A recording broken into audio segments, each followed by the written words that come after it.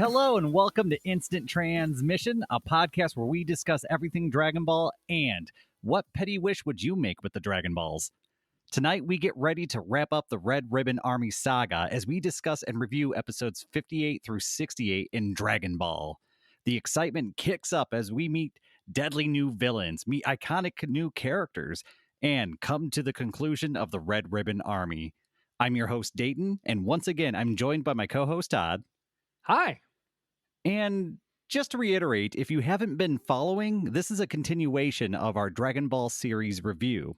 So we highly recommend making sure that you're all caught up before jumping into this one. And with that out of the way, ready to conclude our journey with the Red Ribbon Army, Todd? Oh, I am so ready. And I think we'll start with what happened last time on Instant Transmission. Bulma invited herself along with Goku to find the remaining Dragon Balls. Searching for one deep in the ocean, our heroes were attacked by General Blue in a submarine pursuit. After finding an underwater cave, Goku, Bulma, and Krillin worked to avoid trap after trap in what appeared to be the home of some long dead pirates. The pirates did leave a robot to protect their treasure, which attacked Goku and began a cave in due to the destruction. General Blue used this opportunity to attack Krillin and then attacking Goku in his pursuit for the Dragon Balls. Goku defeated the Red Ribbon Soldier, found the Dragon Ball in an underwater hole, and the gang escaped the cave on the back of a Kamehameha-propelled submarine. So cool. So cool. General Blue managed to survive the cave-in, and then used his psychic powers to steal the Dragon Balls from Goku at Kame House. After some Dr. Slump chase shenanigans, Goku defeated Blue again, retrieving the Dragon Balls, but the general made it out with an extra dragon radar. I think that brings us to today's episodes. Yes, that leads us right into episode 58, The Haunted Karen Holy Land. And this episode begins with Commander Red discussing with Officer Black that Goku is flying right towards Captain Yellow in pursuit of the next Dragon Ball. So already we're getting kind of the two forces meeting once again right off the get here. Yeah, absolutely. I think we cut to a scene where we actually get to see General Blue traveling through the desert to make his way back to Red Ribbon Army headquarters. And we then kind of cut over to Captain Yellow, who has found a Dragon Ball inside of a volcano, and he's trying to figure out how to get it out. Yeah, and sticking with the Red Ribbon Army theme of not being very good people, we see Captain Yellow kind of berating his subordinates for being worthless and useless, and they're trying to bring in a helicopter to drag or grab this Dragon Ball, but it ends up angering the volcano, I think. And the volcano decides to erupt right then and there, and the Dragon Ball is launched from its resting site in the volcano out into the surrounding jungle. Yeah, and that's when we kind of cut over to two new characters. We learned that their names are Upa and Bora. Bora being this large, muscular man, and Upa being his young son. And they're shown to be living in a tent at the base of what they call the Guardian's Tower. And they're just kind of living off the land. They're doing some fishing, and we actually get to see a giant fish attack the child Upa, and Bora manages to defend his son, killing the fish and acquiring their dinner for the evening. Yeah, but all this is quickly interrupted with the eruption of the volcano. And amongst the debris scattered in their direction, we find that the Dragon Ball is now in their possession, and they've never seen one, and they don't really know what it is.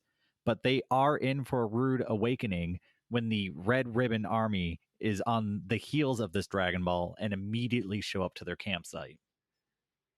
Yes, and the Red Ribbon Army declares that they are searching for the Dragon Ball, although Upa and Bora don't know what that is. And they say that there's plenty of work to be done and they could easily recruit or put to work such a strong, large man as Bora. And Bora refuses. Bora is not about any of that. He tells them that they need to get out of this sacred land immediately. Yeah, and it's about this time that Bor reveals that the land that they are on, it's guarded by a guardian that lives atop a very tall tower or spire, and Bora refuses to let the land be hurt or destroyed. And so he immediately goes on the attack, trying to get rid of these invaders. And he beats the snot out of them. It's He great. really does. Yeah, it's a really fun just little scene. I mean, he gets shot up by a bunch of them and just kind of flexes off the bullets and then just with kick after punch after kick, he puts all of them down except for Captain Yellow, who, true to his name, runs away pretty yellow bellied here. Yeah, he pretty much abandons his team and calls into Red Ribbon Army Base saying that he can't go through with the mission. And he's told that if he doesn't come back with the Dragon Ball within an hour, he's basically done for. And so at this point, Captain Yellow, being Captain Yellow, decides to abduct Upa and use Bora's son as a bargaining chip for the Dragon Ball. Yes, and this is where our stories collide, where Goku comes in looking for the Dragon Ball on Nimbus, and he sees Upa in danger, and he is able to help dispatch Captain Yellow, saving Upa and returning Upa to his father, Bora. I do like that Goku needed like a full minute to recognize the Red Ribbon Army symbol before he realized that was a bad guy. He's not the brightest crayon in the box, but He got there though. yeah, He got there. eventually. And I feel like that's pretty much most of what happens here. Does that pretty much take us to the next one? We do have um at this point we are hinted towards a mercenary Tau that the Red Ribbon Army is going to hire, and he has just arrived at Commander Red's base. And at the same time, General Blue has returned to the Red Ribbon Army base. And so we've got these two characters, one we know, one we don't really know, both kind of showing up at the same time. That's right. I forgot they do show up at the tail end of that episode, and we're going to get a little bit more with them moving forward. We also know that the Dragon Ball that Bora has is the 4-star Dragon Ball that Goku has been pursuing, and he is ecstatic to finally find his grandpa's Dragon Ball. Yes, yes, absolutely. And I think that pretty much carries us forward to the next one. Is that right? It does, which brings us into episode 59. He's here, the world's greatest hitman, uh, Tao Pai Pi Pai. Pi? Yeah, Okay. you No one got ever it. said his last name, I don't think, so that caught me off guard. No, I think that's. I think they call him Tao Pai Pai in the. I think that's his Japanese name. It might even translate into mercenary Tao. That's amazing. But we do get Mercenary Tao talking with Commander Red and kind of not really showing Commander Red the respect that he's used to seeing. And in fact, he's charging Commander Red 10 billion zenny ahead. But actually, no, he's a nice guy, and there's a special rate right now, and it's 50% off. Yeah, only 5 billion zenny per head. No big deal. So what a good guy. But it's worth it. Anything's worth it for Commander Red to get those Dragon Balls. So he does agree to the deal, but at the same time, he wants to see Mercenary Tao's capability. And so we get a show off between General Blue and Mercenary Tao. General Blue is tasked with taking down the mercenary in order to reclaim his honor and rejoin the Red Ribbon Army. Yeah. So this is interesting because we just got to see General Blue in the last set of episodes easily dispatch Krillin and fight on almost even footing with Goku. Not quite as powerful, but has some gimmicky abilities that get him pretty close. So General Blue is now being our yardstick here to measure how powerful Mercenary Tao is, and it's not even freaking close. Yeah, it's and right away, Tao is even kind of arrogant about the whole thing. He says that he's going to defeat General Blue only using his tongue. Not one hand, not a foot, his tongue, which is just ridiculous, and I love it. I'm pretty sure Tao keeps his hands folded behind his back the entire fight, simply dodging all of General Blue's attacks, even shrugging off General Blue's psychic ability to stun and paralyze people's bodies. And after dodging another frantic flurry from General Blue, Tao leaps in with a counter strike, sticking his tongue out like a spear and piercing through the skull of General Blue on the side, dispatching him with a single blow of the tongue. The taste of victory. But I mean, it's if they're trying to show that Tao is somebody you should take seriously, I mean, I guess they did a good job of it because being able to beat an opponent who we just recently see nearly take our heroes down, this guy's the real deal. And even amongst the Red Ribbon Army soldiers and commanding staff, they all, I guess, regard him as somebody who they don't want to mess with. I believe when they call in General Tao, Officer Black even mentions like he feels bad for Goku that they're going to this length.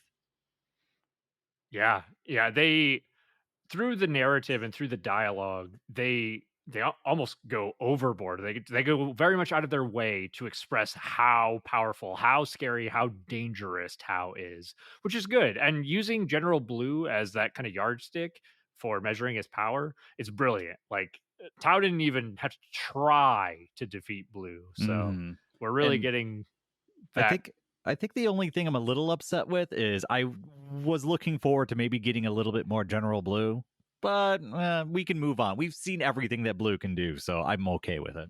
Yeah, that's fair. He already survived a cave in that was kind of like WTF.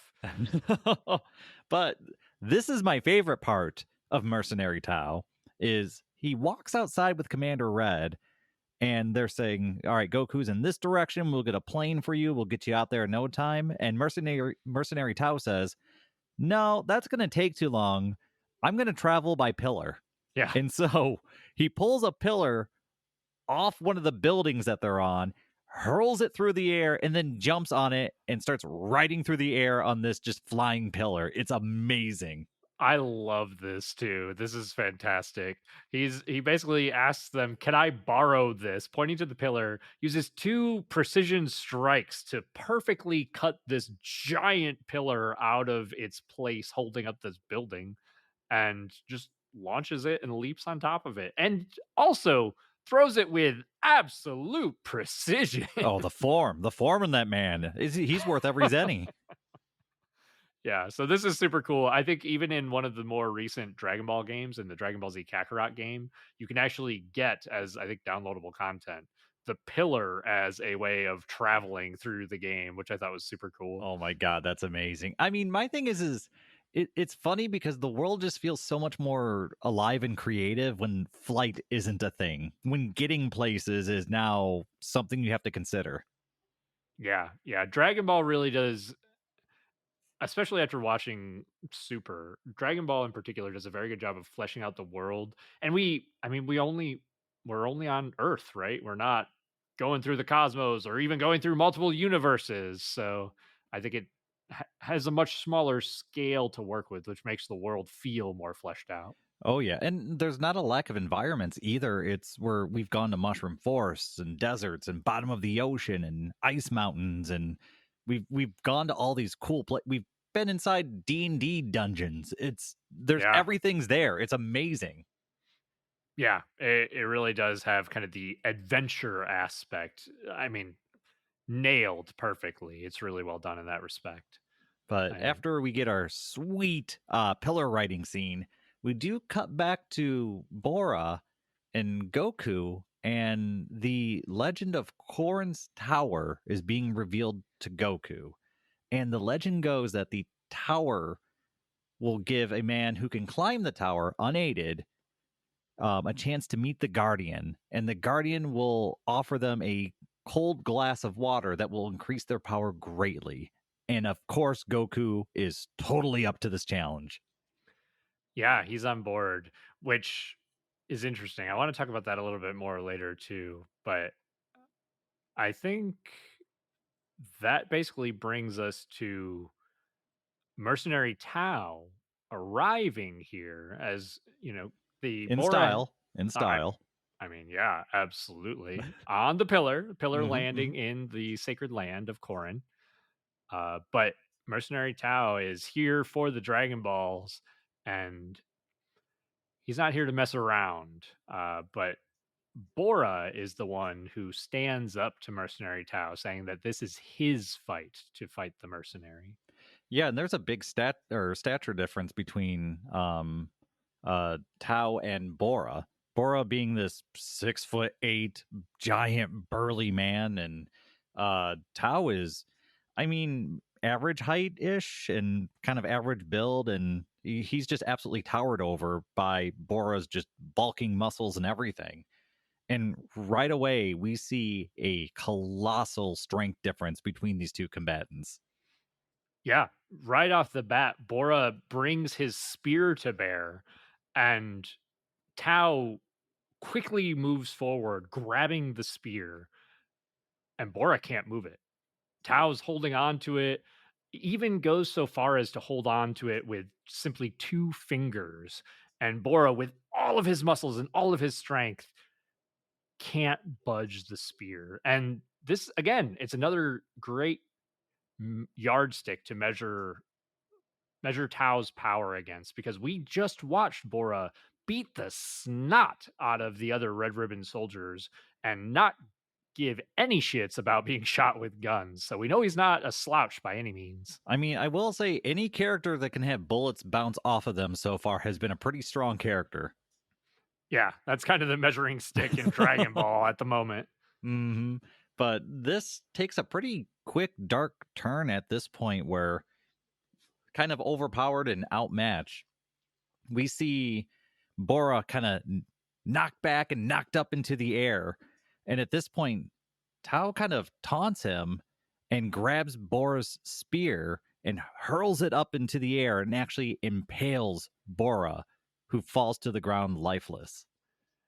Yeah, and I mean, this is not only a big tone shift, but this is also a moment where we get to see Goku fail, because Goku stood aside, kind of honoring Bora's claim to take up this fight.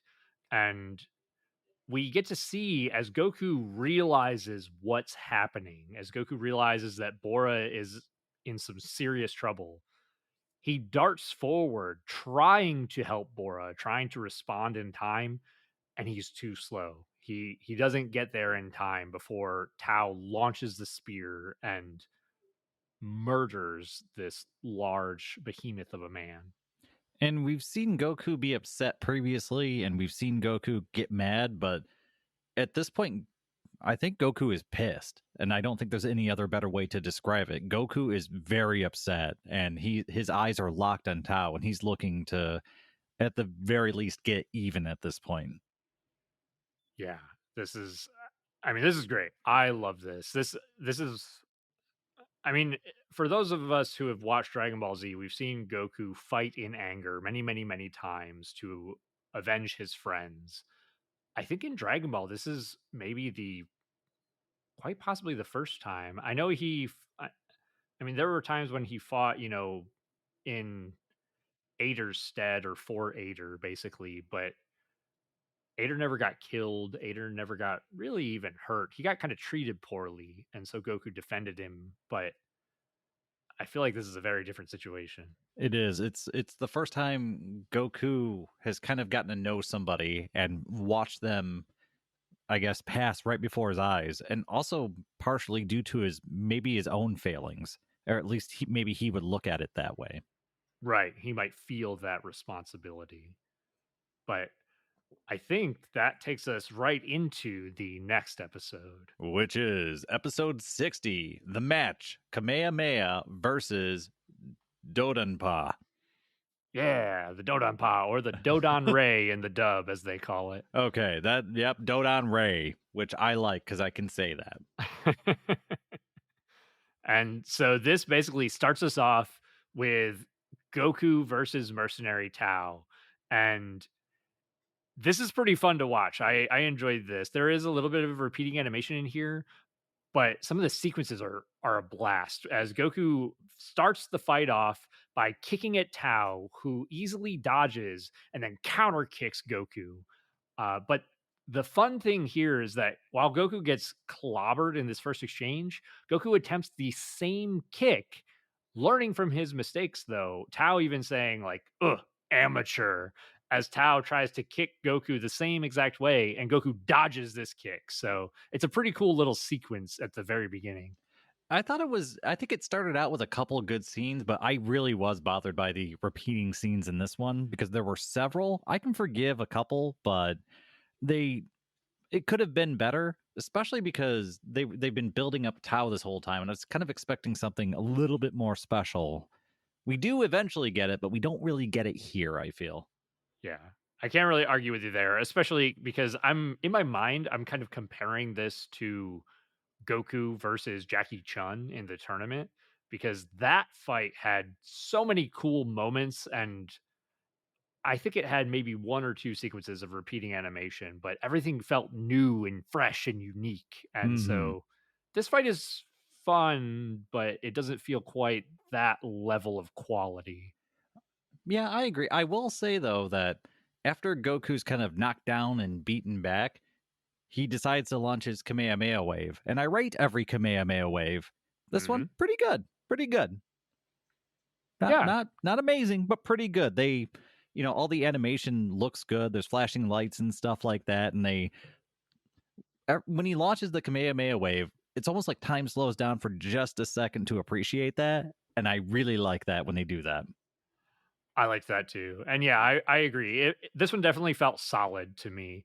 I also just want to point out I right before the Kamehameha, we get there's just the fighting, the exchanges with some of the repeating animation, but there's a couple of standout sequences. One of which being where Tao is just dancing away from Goku and dodging the attacks, and then he whips his hair with his braid coming down and slapping Goku in the face with the braid, knocking him into the ground, which I thought was super cool. Just a really cool choreographed moment. And I mean, it's Goku has done things like that with his tail when he's kind of dancing on his opponents and stuff like that. So it's kind of fun and interesting to see it happen to Goku. A nice little parallel there, absolutely. And then there's one other moment here too that I liked where Goku is attacking Tao's feet. I think he's not only trying to avoid the hair whip, but I think he's also trying to just get at Tao's feet because Tao is easily dancing around Goku and just avoiding his attacks. And then Tao at one point raises his knee and Goku kind of belatedly scurries away from it. So I thought this was just a really cool way of showing that Goku is obviously a skilled fighter, but he's clearly outclassed as he recognized that he was in danger, but it was just too slow, even though Tao did not follow through with the attack. Well, So, too slow, and he didn't know what to do, right? It's the yeah, inexperience. I know this is an attack. I don't know what attack this is, though, so I'm getting out of dodge. yeah. So, while I agree with you, I don't like the repeating animations. I thought there were some cool standout details in the fight still. I think you're right, and I will give him full points on intent with the fight to kind of show the class difference between these two fighters. Yeah. I think they did a good job of making it clear, and at no point during the fight did Goku ever really have the upper hand, right? Goku was pretty much down and out the entire thing. No, I think his Kamehameha was about the best foot that he put forward, and even that destroyed Tao's clothes. Oh, jeez. Yeah, so after launching the Kamehameha wave, Tao was impacted dead on by the key blast. But after the dust kind of settles, Tao is fine, but his clothes are ripped to shreds, and he's very upset that his custom clothing was blown up. Yeah, I like that that is his concern here. He does not seem concerned that he just got blasted with a wave of ki, but he immediately responds with a ki blast of his own, the Dodon Ray or the Dodon Pa in the Japanese. I thought this was excellently executed. It looked fantastic. It also caught me off guard because I did not expect him to do that. You didn't expect him to fire off his own ki blast? Right, because how many other people have used Key Blast up to this point? It's very rare in Dragon Ball, at least at this point, to see anyone use Key Blast. Honestly, I'm trying to think. I mean, is we've seen the Kamehameha. We saw Chi-Chi's helmet laser, which I don't know that that was really key or just a item thing. Uh, We've seen some weird like electricity from the robot and the one monster Goku fought it at started, the top of the tower. yeah, Boo Han or something. I don't remember what it was called. Boo something. Um, But yeah, we haven't really seen very much key energy. Unless you want to count Master Roshi using it a couple times, but outside of that, there's really not a whole lot. And so when Tao takes the blast and there's kind of this pause and then just whips out his finger and then fires that death ray. Very Frieza S, right? That kind of pinpoint shot right back at Goku. It really caught me off guard. And I was like, oh snap! I was like, that was good. That full points. You guys got me. yeah, yeah, that's a good point, and it happens quick too. And I mean, in relation to what you said with it kind of seeming like a Frieza death ray almost, he shoots Goku right in the chest, right in the heart, honestly. Oh yeah, And yeah, he does. Yep. so I mean Goku at this point is down and out. He's unconscious. It even I think shows his eyes where they have no color in them. And so Tao believes at this point that he has killed Goku and he grabs Goku's backpack with the Dragon Balls and takes his pillar and leaves. Yeah, except he's not leaving to go back to Commander Red and deliver the Dragon Balls. He's going to some town to well, get new clothes. I love this. I love that. I just love the humor in Dragon Ball where it's just many of the characters have silly, petty desires. And this mercenary, this powerful assassin, he cares very much about his image. And I love that. Oh well, we'll get to Commander Red and his intentions with the Dragon Balls, but it's a running theme, and at first I thought it was kind of silly, but at this point, because they're consistent with it, it kind of makes me laugh every time it pops up when you see this just extreme pettiness. Yeah, it's the more you watch of the original Dragon Ball, it feels very much like what I would call Dragon Ball humor, which is why when it pops up in like Z or Super or even GT, I kind of get a little chuckle that they are kind of paying that homage back to the OG series. Well, it's fun, right? And that's kind of the theme of this whole. I mean, Dragon Ball, especially up till this point, it's trying to have fun. It's trying to take you on an adventure, make you laugh and have fun, and just all right, mercenary Tao just fired a Dodon ray and killed Goku, and now he's going clothes shopping.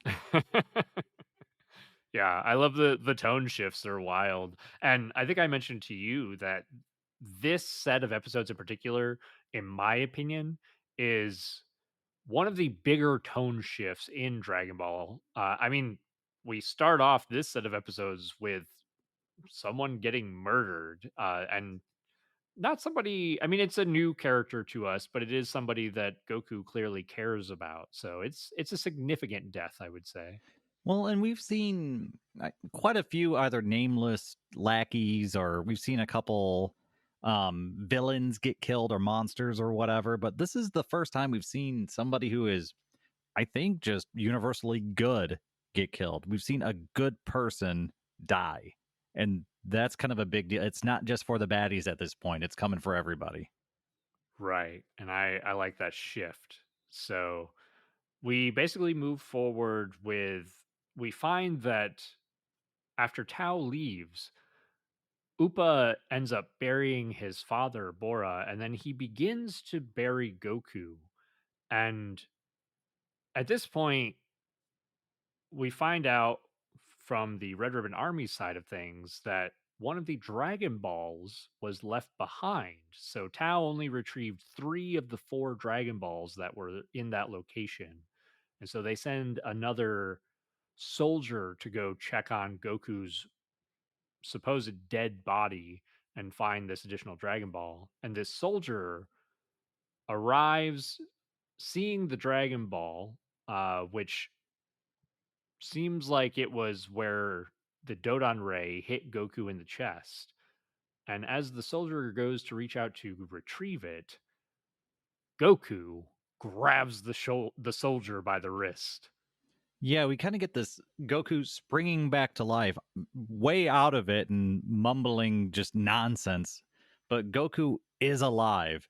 And it's at this point we see the Red Ribbon Army soldiers panic and try and get out of there. And he's trying to radio back into the command, but uh, Goku ends up blowing up his ship before he can get the message out there. But at this point, the Red Ribbon Army knows that something's not right, that maybe Tao didn't finish the job. And so we know that the villains are aware of the possible loose end they may have left. Right.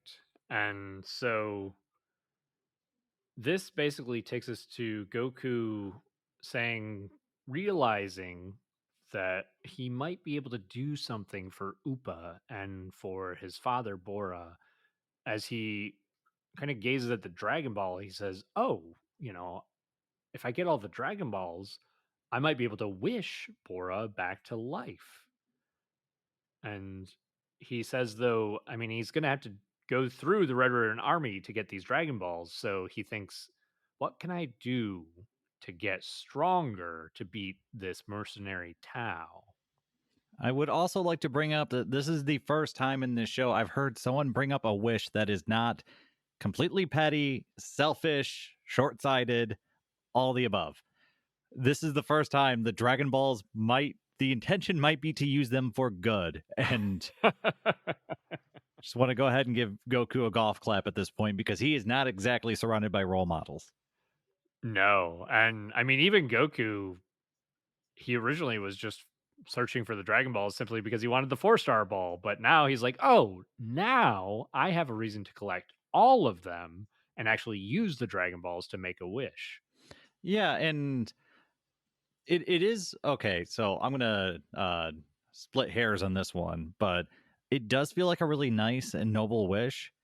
But it feels like such a large event to happen when we've been collecting Dragon Balls for so long to wish back somebody who we just met. And I I wouldn't mind if it was a more important character, so that way I would have more like buy-in to Goku getting those Dragon Balls and getting that person back to life. I barely know Bora.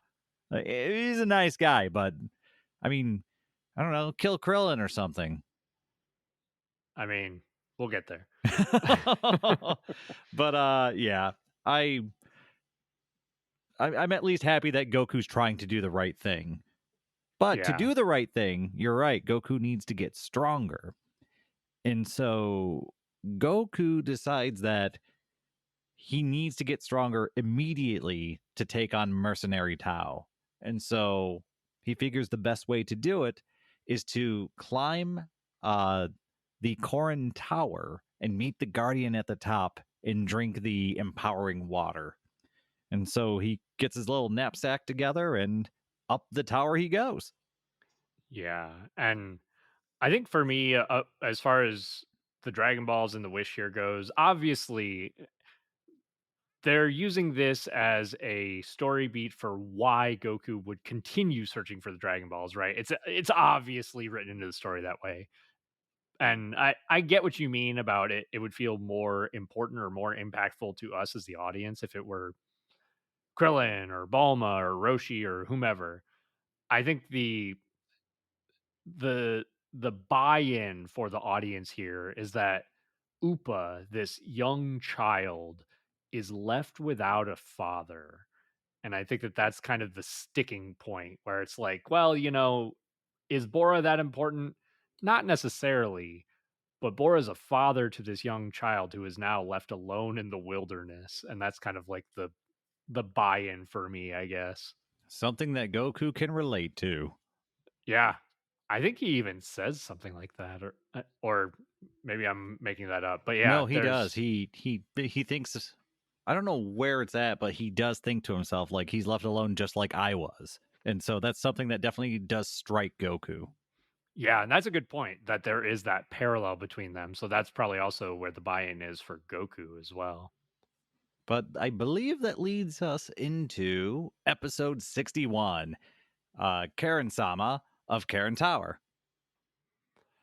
Yeah, and so I mean Karen, Korin, the dub calls him Korin, so we'll probably refer to him as I'm gonna that. keep going with Korin, but the spelling is Karen, so that's what you get. Yeah, I think they pronounce it Karin or something like that, but we're gonna call him Oh, that Korin sounds way because better than Karen. I mean, at least he doesn't have the Karen haircut, so Oh, geez. but yeah, since we're watching the dub, we're going to refer to him as Korin. Okay, good. So anyway, Goku continues his climb up Corn Tower, and after a whole day of climbing, he basically takes like a nap and he's hungry and he's tired and it's taken every ounce of energy, but after a full day of climbing, he finally makes it up to the top of Corn Tower. And what he finds is nobody's up there except a room full of looks like almost like a storage room with a couch in there. There's barrels and jugs full of stuff, and Goku thinks, well, I'm here, that water's got to be here, and so he starts investigating these barrels. Yeah, and he basically sees inside of these barrels these images of his friends, of them in the present, him with Chi Chi in the past, and then the last one that he opens, Is Centipede. yeah, this is interesting. He basically gets attacked by a giant centipede creature, and as we're about to find out, this represents his future, but he also then, as he gets attacked, sees these images flashing before his eyes of his friends and the Dragon Balls. And one of the last things that he sees is an old woman on a crystal ball wearing what looks kind of like a witch's outfit, and then a masked rabbit fighter. And so these, I mean, for those who have seen Dragon Ball, you know what's coming, but this is an interesting way to kind of foreshadow some of the future characters that Goku is going to meet. Yeah, I thought it was tastefully done. I kind of like how they add a little bit of mysticism into here, especially considering where Goku's at. Yeah, I very much agree. And all of this about the past, present, and future is revealed to us by a voice coming from Goku in the tower as it tells him to make his way up to the next floor. And so Goku follows the direction of the voice and makes his way up to meet Korin, the white cat. Yes, and as somebody who, watched DBZ but never watched Dragon Ball, I was kind of excited to see Korn. And it also makes Korn make a lot more sense existing in DBZ. I'm like, Y- oh, okay, that's how he and Goku met and where he ties in. Okay. And I don't know, it was just a lot of fun seeing a character who I've known for decades, but at this point now I can put a place to the face. This is kind of a funny thing because as we're going through Dragon Ball, we're seeing all of these cool new characters being presented to the audience, presented to Goku, and many of them are teachers to Goku. I mean, we get Master Roshi, we get Korin, we're going to get some more moving forward. And the funny part is that especially in Dragon Ball and Dragon Ball Super, many of these characters have become obsolete as Goku has far surpassed them and no longer needs their tutelage. And I think the writers, Akira Toriyama and the guys at Toei Animation as well, don't really know what to do with some of these older characters. Especially since like every jump seems to get a little bit bigger. At first it's just calming down and just, focusing or training harder and just getting stronger. And then it's just learning the Kamehameha wave, your first key technique, or even finding the Nimbus. It's all these little things that start, they seem small, but in Dragon Ball, it's actually huge. But every step that you make, the next one almost feels like it needs to be a larger steps. That way it's more meaningful. And after hundreds of episodes of this, I can only imagine that it's just going to get out of hand. I don't think there's any other direction for it to go. No, and I think we're seeing that with modern Dragon Ball, which is fine in some ways, but it's fun to go back and see where it all started. And so we kind of get Korin as we're going to find is a master of martial arts himself, but he basically tells Goku that the sacred water is here, and Korin is kind of questioning Goku as to why he wants the sacred water, and Goku says that he's going to use it to help his friends. And then Korin tells Goku to stop talking and reads his mind, That which freaking cat can read minds. That for some reason I didn't know that, so that blew my mind. yeah, yeah. Now, this is cool. Korin even goes so far as to say Goku's pure mind is very easy to read, and this is how Korin finds out about Upa and Bora's death, and that Goku needs to get stronger to beat Mercenary Tao. And I just want to make a quick note. I think we've mentioned this in one other instance before, but this could potentially be a source for where Goku learns how to read people's minds in the one time that he does it with God, I Krillin on Namek. oh, I forgot about that. It could be like a funny little nod to that. Well, I mean, this basically being the source of where Goku got it and Goku doing it on Namek being a nod to this. But I I, mean, how many times has Goku seen something once and then was able to do it? So there's credibility there.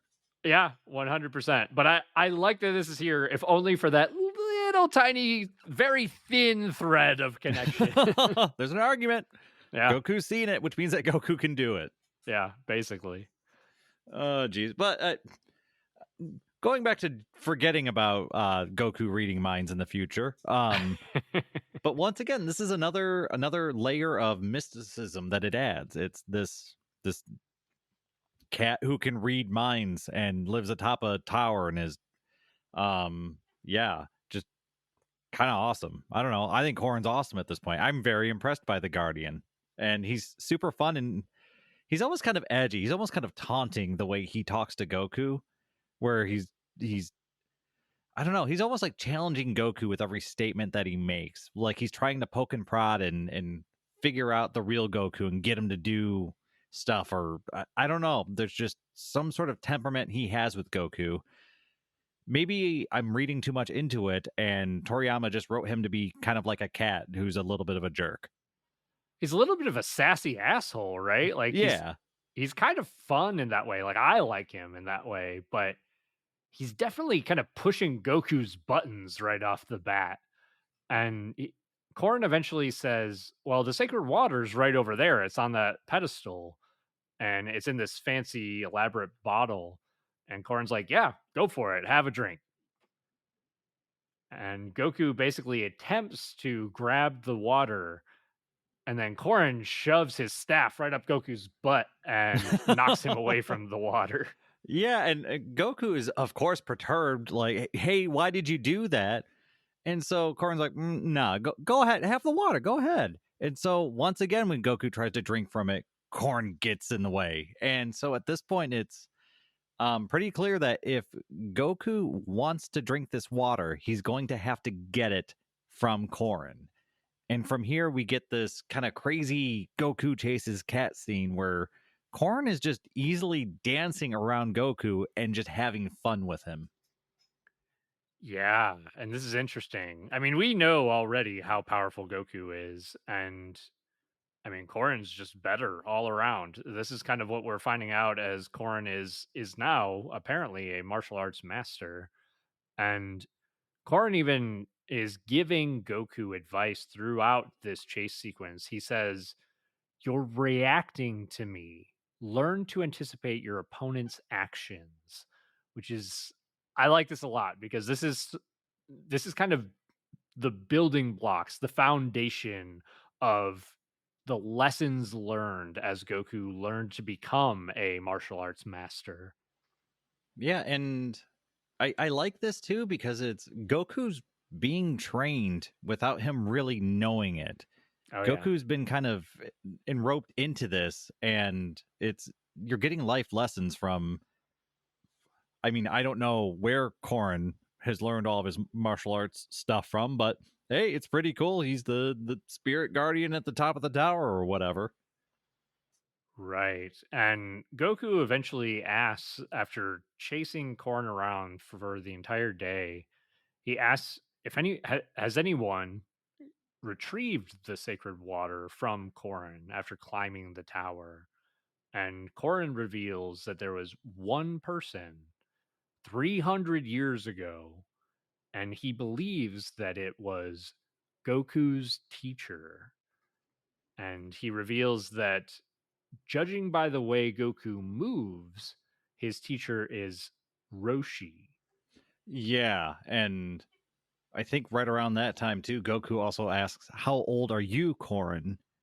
And Korin reveals that he is 800 years old, and Master Roshi is over 300 years old at this point. And that's kind of a mind blow.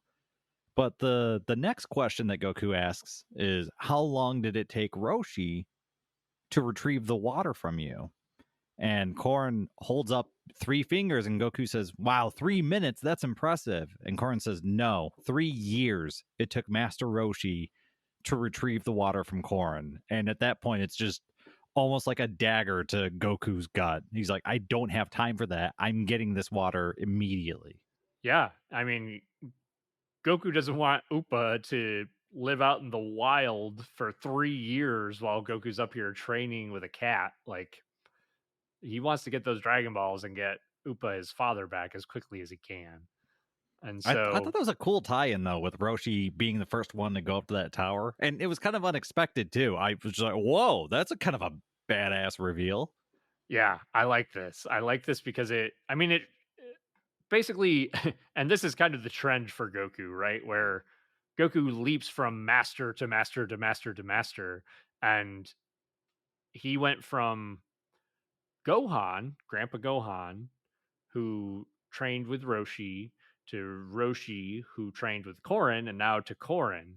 And so he's just basically going to like the master of my master of my master and whatnot. Keeps going up the scale. Yeah. And I You know, think, go ahead. I was expecting when he started to do that reveal that he was going to say it was Grandpa Gohan.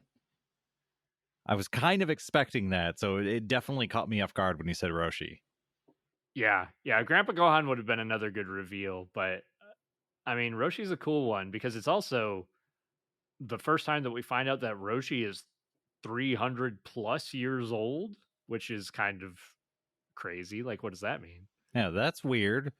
I don't think most people live to 300 years old. So what's going on there, Yeah, yeah, he's got something up his huh? sleeve. But I do believe that leads us into the next episode, which is episode 62. Really? The effects of the super holy water? And we start off with Goku just being determined to get that water in short order as he continues to try and steal it or take it from Korn, even breaking out the after image technique, which Korn easily sees through. And I love the after image technique, and I'm so glad Goku is abusing it. The after image technique will never not be cool to me. And it's really cool because Korin even goes so far as to use the after image to trick Goku's after images, and it's a really cool scene. I really like this. It's a lot of fun, and Goku keeps wanting to try to get the super water or the holy water, but hunger does eventually catch up to him. And so we get Korn and Goku kind of going down to the lower area where all the pots and stuff are. And Goku kind of lays down and takes a nap as Korn says, well, I haven't eaten in 5 years. And so he starts preparing this big dinner that Goku awakens to. And then Korn eats all by himself right in front of Goku. And all Goku gets is a bean. And this is the reveal of the sensu bean. As Korin says, just eat it. You'll be full for 10 days if you do so. And Goku is not convinced, but he eats the bean, and we basically get this visual of his stomach filling and him just being satisfied. And this is interesting to me, though, because at least in the English dub, all they say about the bean is that it'll keep you full for 10 days. There's no mention of the healing properties of the sensu bean. So I'm really curious if this is something just in the dub, if this is a reveal that they planned later, or if they just added the healing factor to the sensu bean after the fact. Actually, yeah, I didn't even think about that. It does raise a lot of questions, right? Because we've seen what the sensu bean can do later on down the line, and it can basically take someone on death's door and restore them back to full health, full powerful everything. And so if this bean can do that, but right now it's just being used to fill a empty tum tum, then I don't know. I've got some questions, and maybe it's revealed, like you said, maybe it's a reveal that's coming later on down the line in Dragon Ball. But right now, like you said, at least in the English dub, all we know is that this bean fills the tum tum.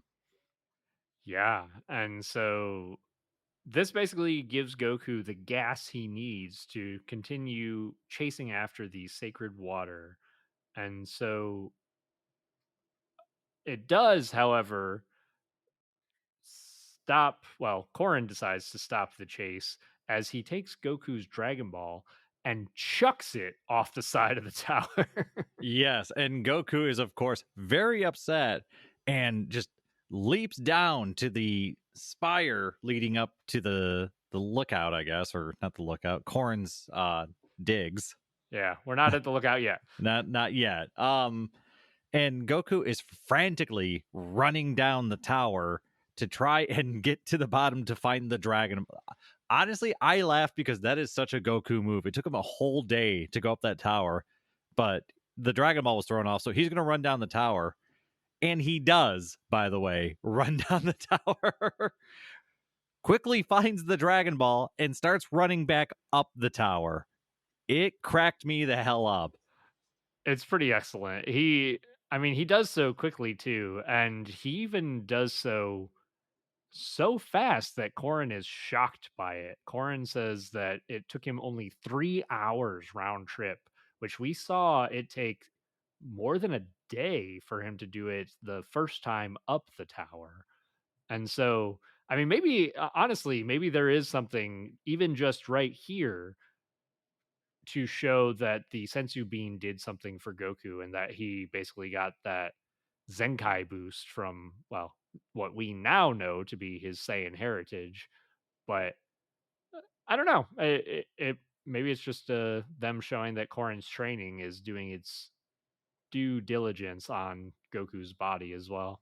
I mean, I think it's a little bit of a couple different things, right? It's good proper training and hard work. It's magical properties and magical things kind of at play here, and it I mean, what we know that Goku being an alien has been thought of since gosh, early probably the beginning with the catch that you had on the what's the Like Arnold Schwarzenegger character called? Metallitron or Sir Yeah. Metallic or something like that. When Metallitron had that scan, and that was a good catch on your part of Goku, it said up in the corner in little words, like origin alien. Yeah, I was dying when I saw that. I was like, "What? Really? Is that like?" I don't know. I'm curious if is what it meant. If they intended for him to be like, "Oh, he's a Saiyan. He's from outer space." But I I mean, thought that was cool. it's too it's too big of a coincidence for me to not believe it. Yeah, it feels that way, right? It seems strange. I mean, unless it was just meant to be a like a silly Dragon Ball joke, but It could be. I don't know. Like the idea of it being true, so I'm going to believe it. it's my headcanon now. So But at this point, Goku is still unable to take the water from Korin. And so when they lay down to rest for the night, Goku decides to focus on learning to read Korin's breath, just kind of like how Korin had advised him to read his breath and trying to anticipate him. And we get this kind of funny scene of Goku mimicking Korin in the night, where Korin would reach his cat paw up and do cat things in his head. Goku was doing the same thing. When Korin would turn in the bed, Goku would turn and face the same way. And Goku started kind of getting his head in Korin's body, sort of thing. And this was Goku's way of doing that. I like this a lot because it takes Goku the better part of a day to even for this advice that Korin gives him to even click because Korin says, "Know my thoughts by reading my breath." And Goku's like, "What the fuck does that mean?" And then Goku looks into one of these water barrels again and he's able to see Bulma in the present with Roshi and Launch and I think Krillin, and they're doing some sort of like yoga or Pilates class, and Balma's trying to show them how to go through the motions. And she's like, no, no, no, your timing's all off. And then they all kind of synchronize as they're copying Balma's movements. And this allows the advice that Korin gave Goku to kind of click in his head where he understands it. And that's what causes him to just copy all of Korin's movements all through the night and leading into the next morning. Yeah, and we get the what looks like a another just typical face off between Korin and Goku at this point. But Korin's kind of caught off guard. Goku's actually kind of getting closer than he was the previous day. And we see another after image technique, but this time it kind of gets the better of Korin. And with some clever tickling, Goku is Mm. able to take the water from Korin. So, what Master Roshi took 3 years to do, Goku's done in 3 days. That's a mind blow right there. That's huge, right? Like, and I mean, we don't know what Roshi's progress was like. He was 300 years younger, so maybe he was much weaker and hadn't learned as much. But Well, I guess to kind of read into the future a little bit because I don't want to forget about this point. Later on, we do get a little memory of Roshi climbing Korin's tower, and Roshi was a full-fledged adult. true, that's true. He was much older than Goku, right? Which is an important point. And So I think that's Goku is doing things at such a young age that most martial artists would never do in their lives, and even some martial arts masters struggled to do. So at this point, we are really getting a strong barometer of where Goku is on his journey to, well, wherever he's going. yeah, absolutely. And at this point, having retrieved the sacred water from Korin, Korin gives the go ahead to Goku for him to drink it, and drink it he does. And after consuming the entire bottle, Goku says, I don't feel any different. And I think Korn even sarcastically says, "Well, most people don't." Yeah, that's natural after drinking tap water. But it's kind of at this point that, Korn points out that you've been getting better this whole time with all the climbing and the effort you went through to try and take this from me and the learning that you've gone through. You've already gotten stronger. The the power increase was not the prize at the end, it was the journey, more or less. Yeah, which this is fun. I mean, it's kind of a wholesome little lesson, but it's showing. I mean, it's basically showing that hard work trumps shortcuts, right?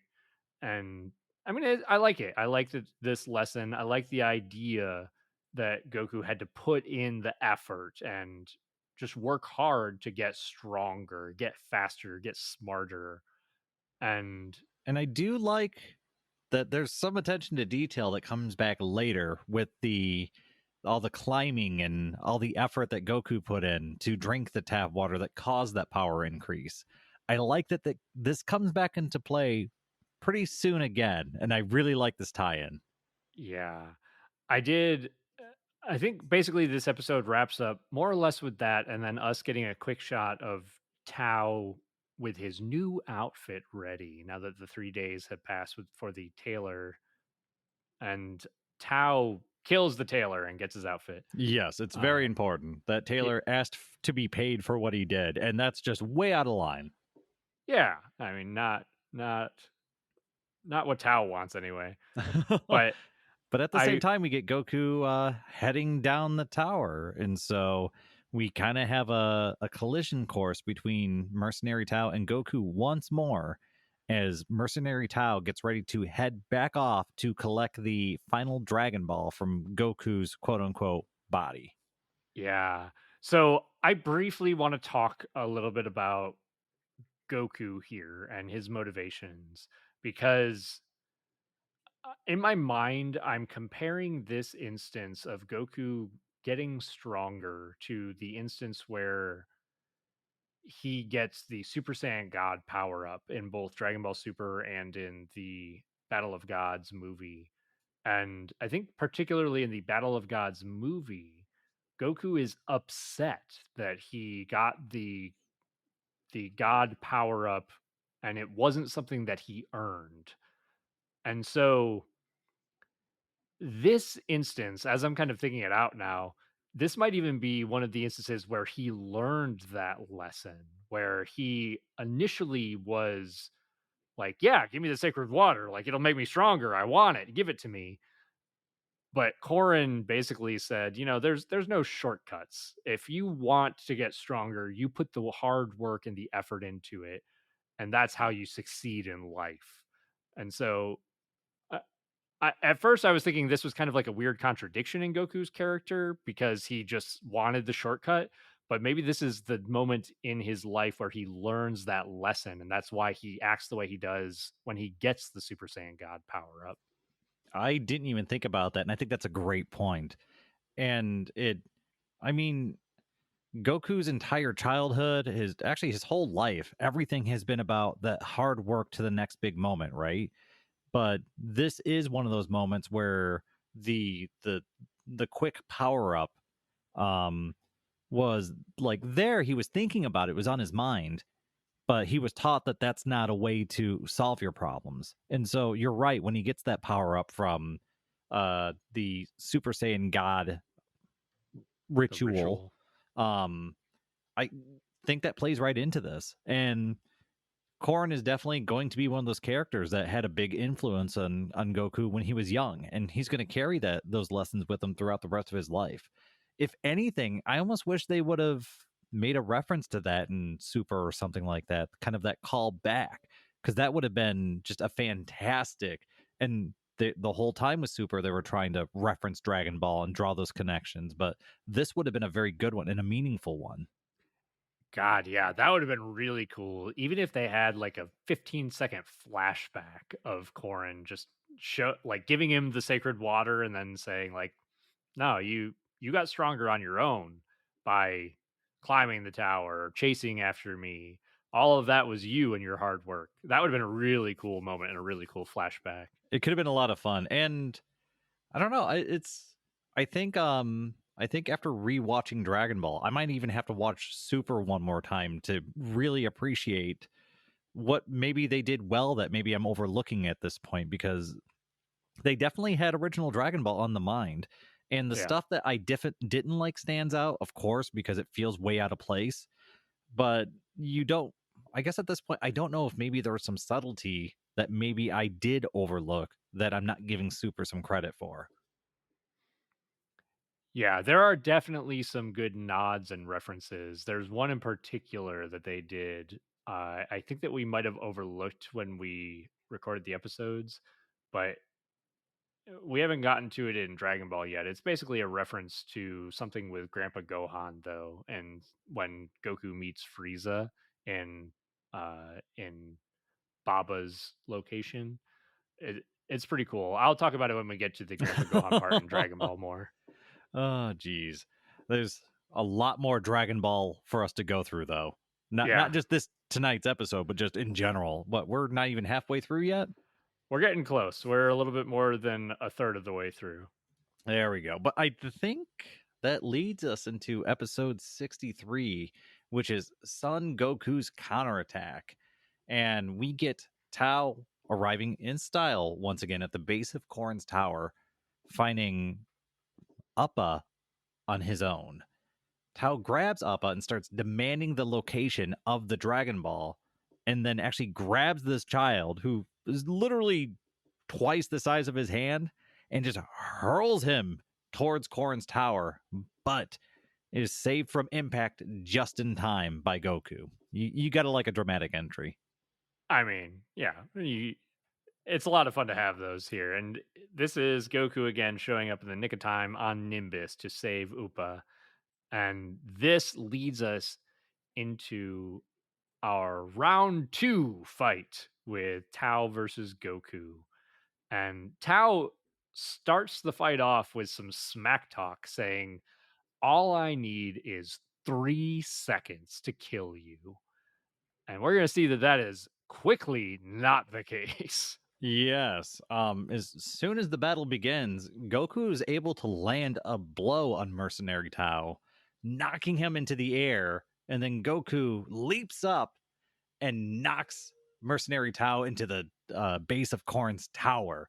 These are some hefty blows, and it's the first time we've seen anyone hit Tao up to this point. Yeah, I think the only attack that Goku landed on Tao at all in the previous fight was his Kamehameha, and even that was partially blocked and largely ineffective. So, So at this point, I would like to issue a correction. Um, the first fight with Mercenary Tao and Goku, I said they reused a bunch of animations. I think I was thinking of this fight. oh, you're right.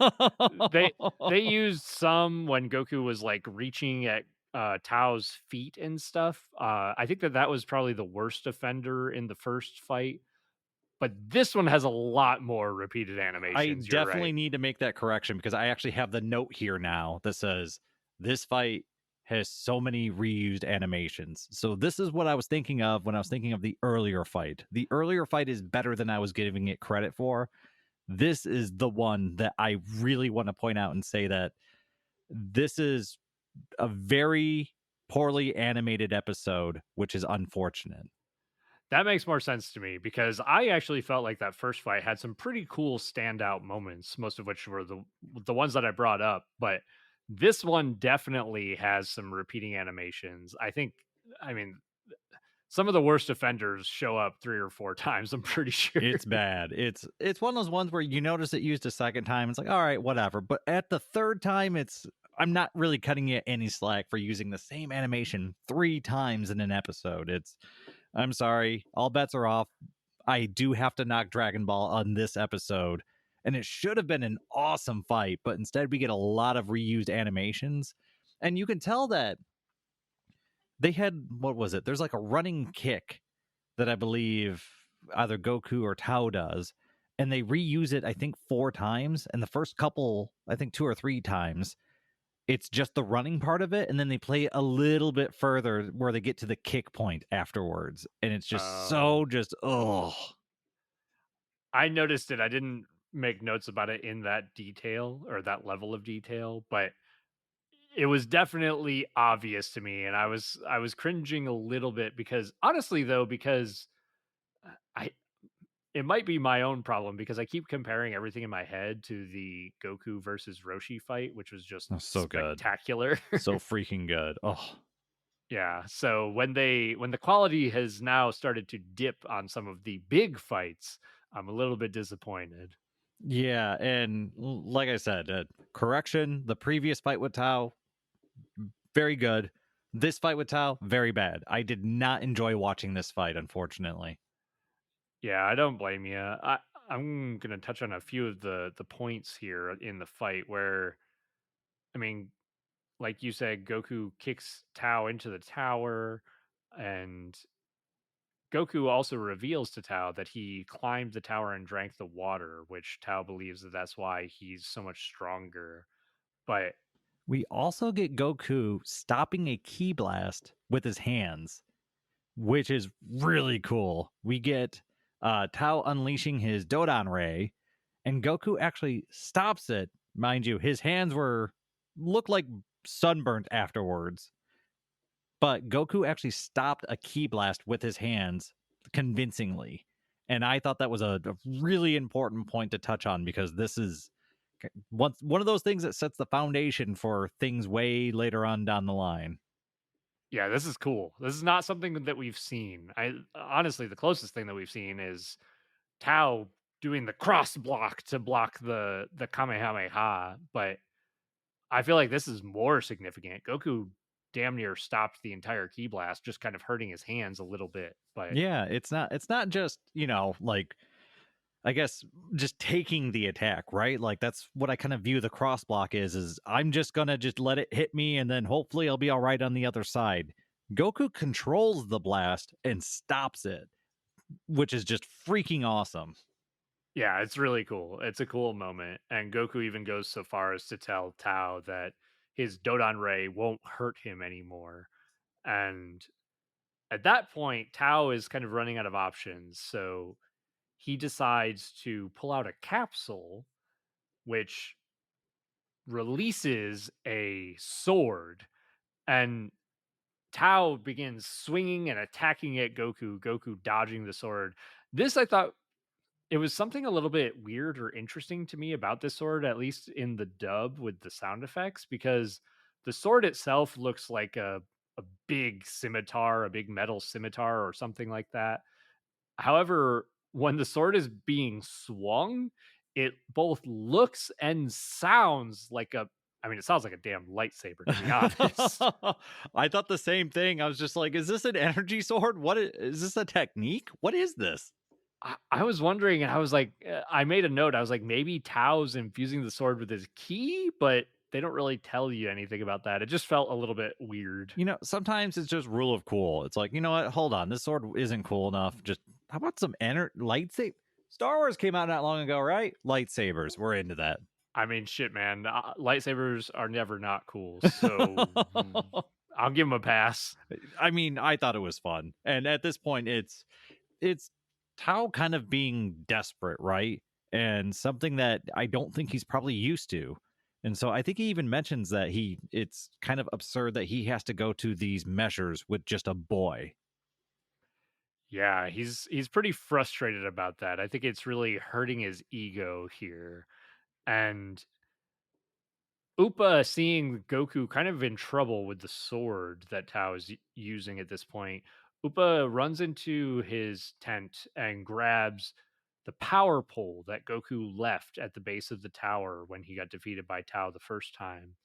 And so Upa, in very Star Wars R2D2 form, launches the weapon to Goku. And in a single strike, Goku snaps the sword that Tao is using with his power pole. Yeah, and at this point, Tao is kind of running out of options. So he thinks to himself, well, if this boy was able to gain this much power just from drinking the water at the top of the tower, imagine how strong I'd be if I drank that water.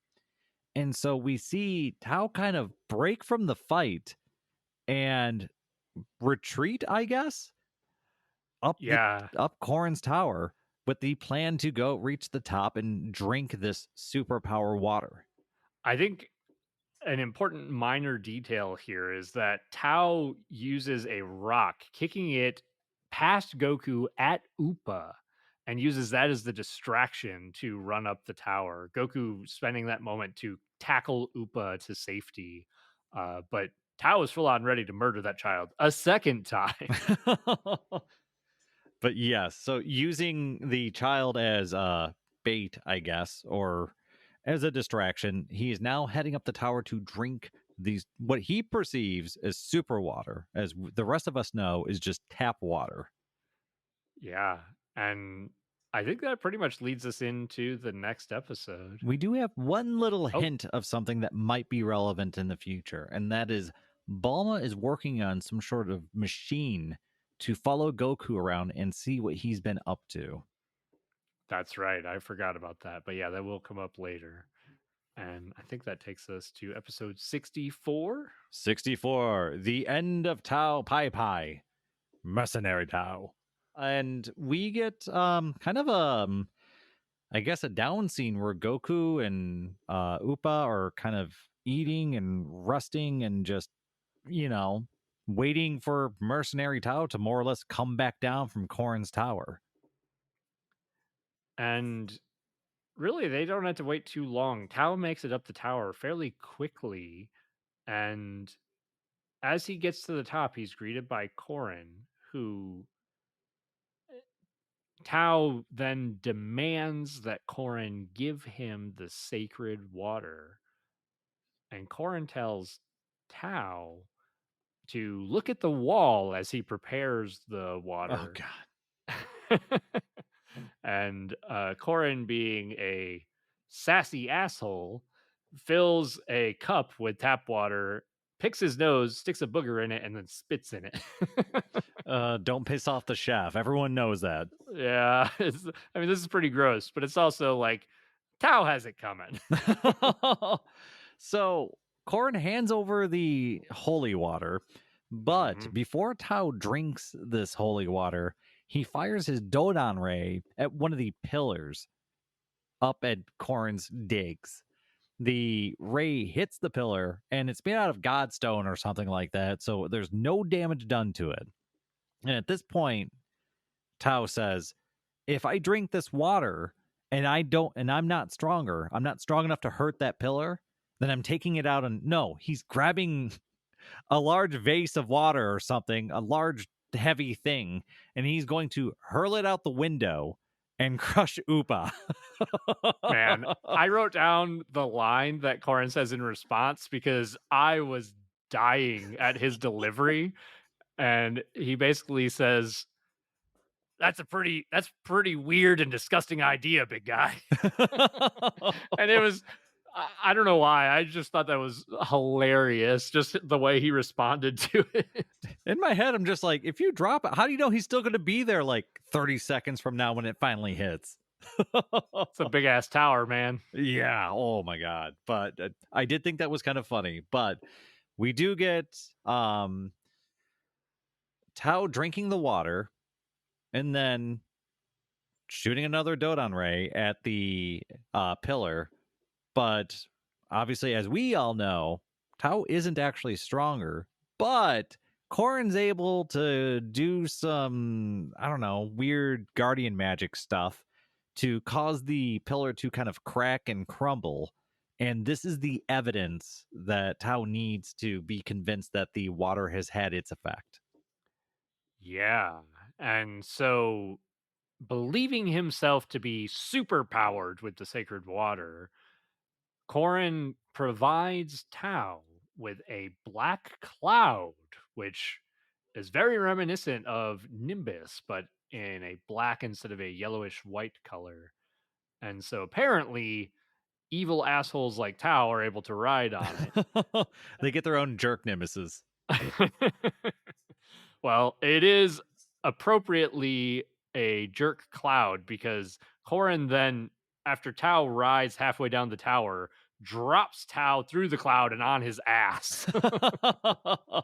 Oh my god. I don't know why that cracked me up so hard, but it just watching a very serious villain just plummet into the ground like that just made me laugh.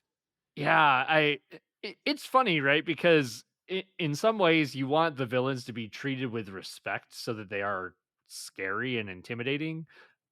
But this is getting to the point where Tao is no longer scary and intimidating because Goku is the stronger of the two. So it's kind of fun to see Tao get his comeuppance in a way. So yes, if anything, this should be a uh this should bring him back down to earth, but no, Tao is so up in his own head. He still thinks that he's super powered and he's ready to face off against Goku once more. And the fight kind of breaks out pretty quick. And we see Tao landing blows left and right on Goku, knocking him into the air, and even raining down just a powerful knee attack on Goku that looks like it would kill pretty much anybody. And for a moment, we see Goku's kind of lifeless body lying in a crater. Yeah, and so Tao believes that he's dispatched Goku this time, thinking that he is super powerful. But after a few moments, Goku hops back up, brushes himself off, and seems not much worse for wear, also claiming that Tao is almost as strong as Goku now, which I thought We was a nice little dig. I know it's I mean, hit the ego. That's where it hurts the villains the most, right? Yeah. But we do get Goku revealing that he's been using this time to study Tao's breathing while he's been kind of kicking his face in. And so at this point, Goku reveals that he studied Tao's moves. And I like that we see the training that Goku had just learned, and now he's putting it into effect. Could it have been better? Absolutely. Just letting your opponent beat the tar out of you so that way you can learn their techniques. There's probably a better way to go about doing that, but it's baby steps. And Goku is showing the, I guess, the first step of that training. Yeah, I like this. I like that I mean, Goku goes through training, Goku learns something new, learns a new technique, and then Goku applies that technique against this powerful opponent. So this is stuff that doesn't always happen in Dragon Ball Z or Dragon Ball Super. So I like this, get beat, learn something new, apply it, succeed. I like that process that we're going through with Goku. And I mean, it's the same idea as with him learning the Kamehameha wave. The first time he tried the Kamehameha wave, he did do it, but it was just barely enough to knock over a car, whereas Master Roshi can knock over a mountain. Yeah. Yeah. So he had a long ways to go in terms of getting on the level that Master Roshi was at. But But what we see now is Goku is ready to go on the offensive, and this is a very brief offensive. Goku lights Jet or Mercenary Tao up with just a flurry of blows, and Tao is very quickly pushed back and all but defeated and cornered at this point. this is great. I One thing that I like about this exchange in this episode too is that when Tao is beating on Goku, there's a shot of the kind of the back of Goku's head and Tao in the background, seeing Tao's front. Tao just pummeling Goku's face, going to town on him. A really cool parallel is that we basically get to see that same shot in reverse in the second half of the fight, where Goku leaps on top of Tao and just punches him as if he were a punching bag. And it's just a cool parallel of like showing those two shots back to back almost. Oh, it's so good. And it's Tao is basically defeated at this point, kind of cowering, and he decides to do the one thing that you would not expect him to do, and that is apologize to Goku and asking for forgiveness. Yeah. And once again, and this causes Goku to drop his guard. A theme that is universal across all of Dragon Ball with Goku. It is the oldest Goku story in the book. I mean, this is like, I mean, let's talk about the Cell Saga. Anybody who's read the manga recently, we'll talk about the manga. Like, this never stops being a thing for Goku. So, So during this momentary loss of focus, Tao uses this as a chance to try and throw a grenade at Goku, which I love it. Grenades are still relevant nowadays. heck And yeah. yeah, kind of thinking quick, Goku is able to kick the grenade back at Mercenary Tao while he jumps away. And we see a fiery explosion blowing up Mercenary Tao. As far as we can tell, Tao's bye bye. Like, he's toast. I also really enjoyed, for some reason, the fact that when the explosion went off, there was literal words that went bakoom across the screen. It's got to be manga DNA, right? Like they drag probably some of that stuff in just to make it feel even more Dragon Ball for the people who had read it. Yeah, absolutely. Like it's absolutely unnecessary when you've got animation and audio. But for some reason I loved it. I loved that it had this very comic book feel to it. Oh, geez. But at this point, we say farewell to Mercenary Tao. And with Tao defeated, Goku is now determined to make good on his promise to bring Upa's father back to life. And what we know right now is that the Red Ribbon Army headquarters is going to be Goku's next destination. Right. Goku sees the two Dragon Balls on the radar and he kind of assumes that that's probably the Red Ribbon Army since they've been trying to collect the Dragon Balls throughout this entire endeavor. And I think with Goku headed to the Red Ribbon Army HQ, that takes us to the next episode. Which is episode 65. Go Goku, the assault begins. And this one has a nice shot of Commander Red just having a nice, relaxing day at the golf course. Everything's going great. He's thinking he's got General, or not General, Mercenary Tao coming back any moment with all of his Dragon Balls. And he even gets a phone call that another one of the Dragon Balls has been recovered. So at this point, between Goku and the Red Ribbon Army, we have 6 of these 7 Dragon Balls accounted for. Right. And we, as the audience, even get to see this Dragon Ball being recovered as another Red Ribbon soldier, Colonel Violet, recovers the Dragon Ball by sacrificing a few of her men to some sort of alligator creature. She Uh, freaking kicks him off the boat. They are just chum. Oh my god, she's ruthless.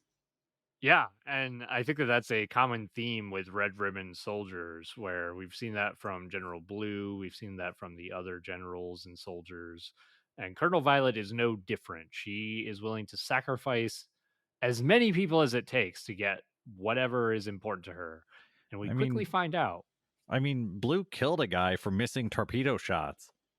I think he killed another guy for picking his He nose. did, but I would do that as well, so that's acceptable. I mean, that guy had it coming. It's disgusting. Get out of here. Like, but we do get to see Colonel Violet returning to Commander Red with the Dragon Ball, and we find out what's important to Colonel Violet: money. Money.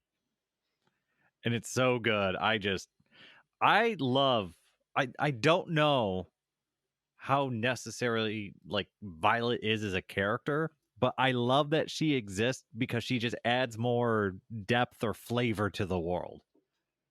That's a good point because yeah, she's we could have this story without her and we would not really miss anything. But I mean, she's a interesting, flavorful character for the world for sure. Yeah, and it, it's more flavor to the Red Ribbon Army. It's letting you know that it's Right. not just the generals, it's the colonels, it's, it's all the way down to the core that these people are backstabbing like horrible people. They do not want you to feel bad for them. Yeah. Yeah. We're definitely putting a line in the sand saying, okay, good guys over here, bad guys over there. And so there's not a lot of moral gray area when it comes to Goku versus the Red Ribbon Army. We do get a shot at around this point of Bulma finishing her Goku tracking slash filming robot. And we, at this point, just, I guess that's what they've been working on. I guess it comes into play later, but yeah. So the robot's done, and we're back to Goku continuing his travels on the Nimbus Cloud, heading straight towards the Red Ribbon Army main base. And at this point, General Red assumes that the Dragon Balls he's tracking towards his base are Mercenary Tao returning from his mission. So right now, his guard is down. He's thinking a paycheck is coming. Yeah. And that's important because Balma sends her plane to find Goku, and it does so, but they believe, Balma and Roshi and the others believe that Goku is headed towards the Red Ribbon Army. So Balma sends her plane ahead of Goku to see, hey, is the Red Ribbon Army HQ out here? Is that where he's headed? And it does, however, get picked up by the Red Ribbon Army's sensors, and we get a few minute action scene with the plane trying to evade the defenses of the Red Ribbon Army. But Balma is very clearly aware once her plane is destroyed. She does get a good shot of the base itself, and she knows exactly where Goku's headed. Yeah, and realizing the danger, she decides to contact Yamcha and kind of get Team Kame House together so that way that they can go and help Goku and not leave him to face the Red Ribbon Army on his own. So at this point, this is kind of the gang getting back together, or at least the beginnings of it, which I love. I love a getting a gang back together moment. Yeah, we'll see exactly how significant that is in a little bit here, but really this episode is, I would almost say this episode is pretty thin on content. I feel like we kind of wrap up the episode as the announcer gives us a monologue about Goku's courage and accomplishments against the Red Ribbon Army. And I love this. I actually really enjoyed this, even though it felt a little bit unnecessary. It has. I like the announcer's voice. I like the Japanese music that they had going on in the background, and it also gives us these scenes that we haven't seen before of the Red Ribbon Army and all the destruction that they've caused. And it's kind of a fun, like a fun moment before we get to the true action. It's reminding you of the stakes too, right? It's reminding you of the good that Goku could do if he were to defeat the Red Ribbon Army, and also the destructive power of the foe he's about to face. It does both at once, and I think it's artfully done, and I don't think it's something that overstays its welcome. It's a fairly brief scene, but it definitely does add a little extra flavor to it. And you're right. I didn't actually take the time to appreciate it as much as I should have, but you're right. I do think it's a nice little touch. Yeah, I think it's something that you could easily overlook, but I kind of enjoyed it. It gave me like a good feeling moving into the next episode. Which is episode 66, The Red Ribbon Army's Desperate Offensive Defensive. And yeah, we start right off with Yamcha, Roshi, Balma, Launch, Par, Oolong, and Turtle all hopping aboard a plane and heading towards Goku's location as he heads towards the Red Ribbon Army. But they note that they are missing one member of their crew, Krillin, who had decided to swim across the ocean so he could go shopping. And so they need to pick him up first before they can meet up with Goku. Yeah, it's kind of a weird little detail, but they end up picking up Krillin. And at this point, because the Red Ribbon Army thinks that Tao is on his way, Commander Red tells them to shut down the defenses so that Tao can get through without causing him any trouble. But we know that Goku is coming in. So they basically are just giving Goku a clear path on his way to the HQ. Yeah, and Goku actually makes it pretty far into the Red Ribbon territory before kind of a scout plane who is going to greet Tao and guide him in sees that this is not General Tao at this point. This is Goku. And Goku, which I love that Goku does not hesitate to jump into action, whips out his power pole and just swats the plane from the sky. Yeah. And this kind of sets things in motion where now the Red Ribbon Army knows that it's Goku present, and they fire off all their defenses, rockets, guns, missiles, anything that they can throw at Goku. They try to do so. Yeah, and Goku's diving and weaving, and missiles are just narrowly missing him, and he's basically doing everything he can to not get hit. But eventually, he does make it to, I guess, the compound itself, where the building and the base and towers are all standing. And there's a small fleet of aerial vehicles waiting for Goku. And Goku once again leaps right into action, dashing by, knocking planes from the sky. This is awesome. He basically easily dispatches these planes with his power pole and Nimbus. and then makes his way into the compound itself to now take on the soldiers, the foot soldiers of the Red Ribbon Army, many of them bearing guns and other weapons.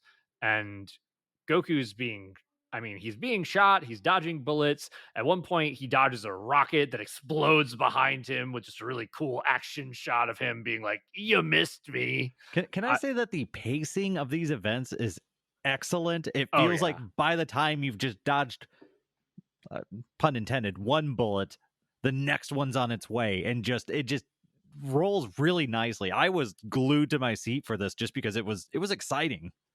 This is similar to when we were talking about Muscle Tower for me a little bit, except on a larger scale, because we've already gotten our big one-on-one fight with Goku versus Mercenary Tao. Now this is Goku against dozens, hundreds of soldiers who really are pretty ineffectual against this child, which is just fantastic to I watch. mean, it's like one of those old action movies, right? It's like with Rambo or something like that, where it's just like the hero just kicking ass, and that's all this. It's junk food, but it's Oh my yeah. favorite kind of junk food, and just I. This might be one of my favorite episodes in Dragon Ball, just from a pure action point of view. It is so fun. I very much agree with you. And Goku, as he's going through the compound here, he's using the dragon radar to track down the leader, or he assumes so, as the leader would probably have his hands on those Dragon Balls. And we do cut to a scene where Balma and the gang are basically avoiding a heat seeking missile that gets fired at them.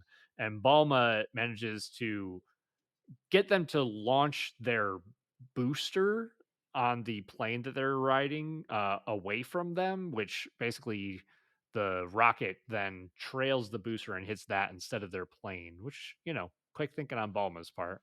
I do like that they take like the time every now and then to remind you that hey, Bulma's like really freaking smart and offers stuff to the team. Like, don't forget about her. And this is one of those moments where she had quick thinking. She looked at the missile and she figured out like, all right, I think I know how it works. Blah blah blah. Let's try this. All right, cool. Right, no big deal. Just saved everyone's skin. I I will continue to say throughout all of our podcasts, I love Balma. And I think I love Balma because in a universe where pretty much every other woman is either relegated to mother or completely insignificant, Balma continues to be relevant even through Dragon Ball Super. So I think she's fantastic and she's continues to be so here. And I mean, I like her comical side as well as her serious side. She does both sides of the coin pretty well. Yeah, yeah, I very much agree. And we kind of cut over here to Colonel Violet. We get to see that she's stealing, just filling her pockets with money as the soldiers are like, "Oh, this kid's attacking the compound. We need your help." She's like, "Nah, man, I've got other things to do." She's like, "Can't all of you strong, burly men take care of him? I'm out of here." Yeah. Which I don't blame her if freaking, I don't know, some monster child is blowing stuff up and defeating the army. I'm grabbing my cash and getting the heck out too. Like, props to her. She made the smart decision. Yeah, if hundreds of men with guns and tanks and rocket launchers can't take down this child, I don't want anything to do with If it. anything, she's the smartest soldier in the Red Ribbon Army because she knows that loyalty doesn't mean jack anything in this army. Oh yeah, Right? absolutely. She's like, we're all terrible people, a part of a terrible army. I know where I'm at. I know the stakes here, and if it's me and putting my life in the line, nah, I'm not doing that. Yeah, yeah, I don't blame her one bit. And we kind of cut back to Goku and the destruction that he's causing inside the headquarters.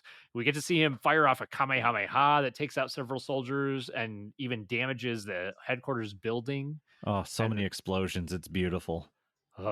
everybody loves explosions. And then we kind of cut over to Officer Black as he's telling Commander Red to evacuate, but Commander Red is just saying, "No, my army is invincible. There's no way a child could defeat my invincible army. Yeah, his arrogance is definitely on full display at this point. And I mean, even with half, I believe he says half the army is defeated, right? Yeah, And yeah, so absolutely. at this point, Officer Black is telling him, like, we've got a safe house we can get you to, we can get you out of here. And the other thing we know is that Goku is following the dragon radar, and Commander Red is sitting in this tower with the two other Dragon Balls. So right now, he is on a crash course with Goku. Yeah, and one little detail as Goku's running through here that I just thought was, I mean, cool and comical. Like, I just enjoyed it. Basically, there's a soldier who has a sniper rifle who Yeah, that's right. shoots Goku right in the face. And Goku just turns. He's like, "Ow, you should watch where you're pointing that thing."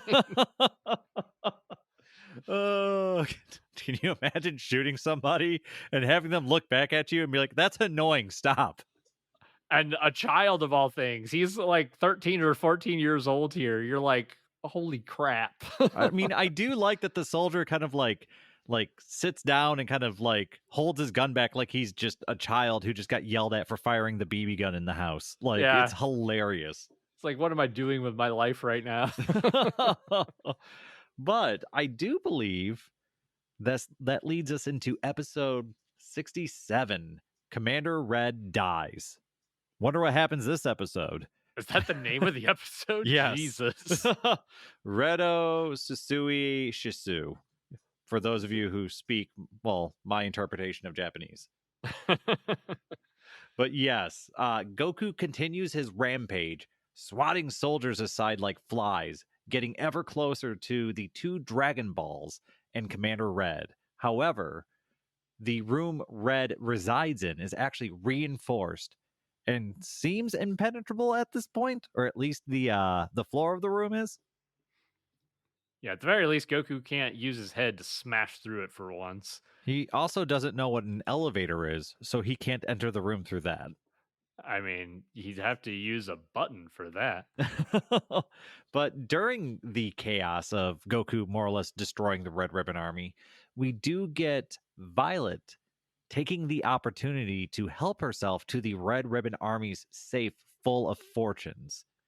And we also see at this point that the remaining Red Ribbon Army soldiers are on retreat. So Commander Red no longer has an army nor his fortunes.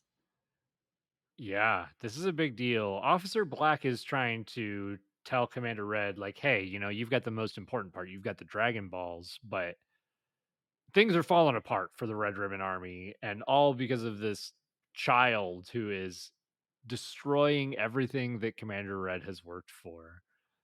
And Goku, well, actually, Commander Red decides that he is going to flee, and he orders Officer Black to stay here and fight Goku.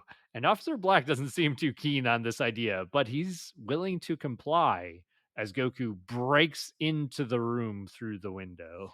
Yeah, and with Commander Red kind of out of the room at this point, Officer Black takes off his coat and gets ready to do battle with Goku. And Goku even gives Black a couple chances to surrender, saying like, "I don't want to fight you. We don't have to do this." But Black has orders, and so he's committed to this fight. And it seems like Officer Black is actually not a bad combatant, but he is nowhere near the level of Goku. This is a brief fight between them at initially, but I love this sequence. It's Black basically starts the fight off by kicking a chair at Goku. Goku leaps over it. Black tries to kick Goku in the air, and Goku just barely manages to sprawl out and dodge away from the kick. And then Goku lands atop a table, which Black then kicks out from underneath Goku. Goku jumps up into the air, spinning, and Black punches at Goku that Goku then turns around using a cup from the table to block Black's punch. It's super good choreography. There's no repeated animations. I love it. It honestly, this probably takes maybe 30 seconds, but it's a really fun watch. And there's a lot of these actually kind of sprinkled through Dragon Ball where if you're not paying attention, you could blink and miss like a few seconds of great choreography. It's not like in DBZ where it's blurred fists punching for 10 episodes. It's we're going to have a fight and it's going to be brief. And I mean, yeah, I appreciate it for what it is. It's its own style. And I do really appreciate that about it. Yeah, it feels like it feels more like grounded, realistic martial arts, if a bit over the top, but it's really fun to watch. And at the end of the exchange, Goku hits Black to the point where he basically falls out of the window. And that is the moment, well, Commander Red not really knowing that, Commander Red uses a contraption that takes the metal ceiling and drops it down to the floor, attempting to crush Goku as well as Officer Black. Yeah, and we get this brief moment where Commander Red thinks that he's finally defeated Goku and he's talking about his ambition and how he's going to rebuild the army and also what he's going to use the Dragon Balls for. And that is he wants to be taller. Oh. So I just want to talk briefly because we somewhat recently watched the Dragon Ball Super Broly movie where Frieza wanted to use the Dragon Balls for something similar. Oh geez, yeah. So I know you didn't really like that about the Super Broly movie, but to me, it very much felt like a harkening back to the original Dragon Ball, which is why I really loved it. Oh my gosh. It is definitely a Dragon Ball move. And at this point, Commander Red is the biggest villain we've had so far in Dragon Ball. So I mean, yeah, I mean, it fits. yeah, they've spent more than 30 episodes on the Red Ribbon Army, and it's all been at the behest of Commander Red. So Here's the thing that actually caught me off guard is because we kind of have this silly moment of figuring out what silly petty wish that Commander Red is going to make. But this is where Officer Black comes back into the room who he had been hanging out by the window and overheard all of this. And he's upset. He's upset at the betrayal of his commander who was going to just throw him away. He's also upset that these Dragon Balls that so many people were sacrificing themselves for, they're going to be used on this petty, meaningless wish that does not progress the Red Ribbon Army. And so we have I guess an enraged Officer Black kind of coming down on Commander Red, who at this point is just gone. He's lost. And so we see a scene where Officer Black actually shoots Commander Red straight through the head, killing him and leaving his lifeless body on the floor. this is brutal, and I like this exchange, especially for the little bit of dialogue that Black and Red have here, because Commander Red full on insults Officer Black, saying that he's just a lackey and he should be ashamed of himself for being in such a position at his age. And Black doesn't put up with it. He puts a bullet through Red's skull.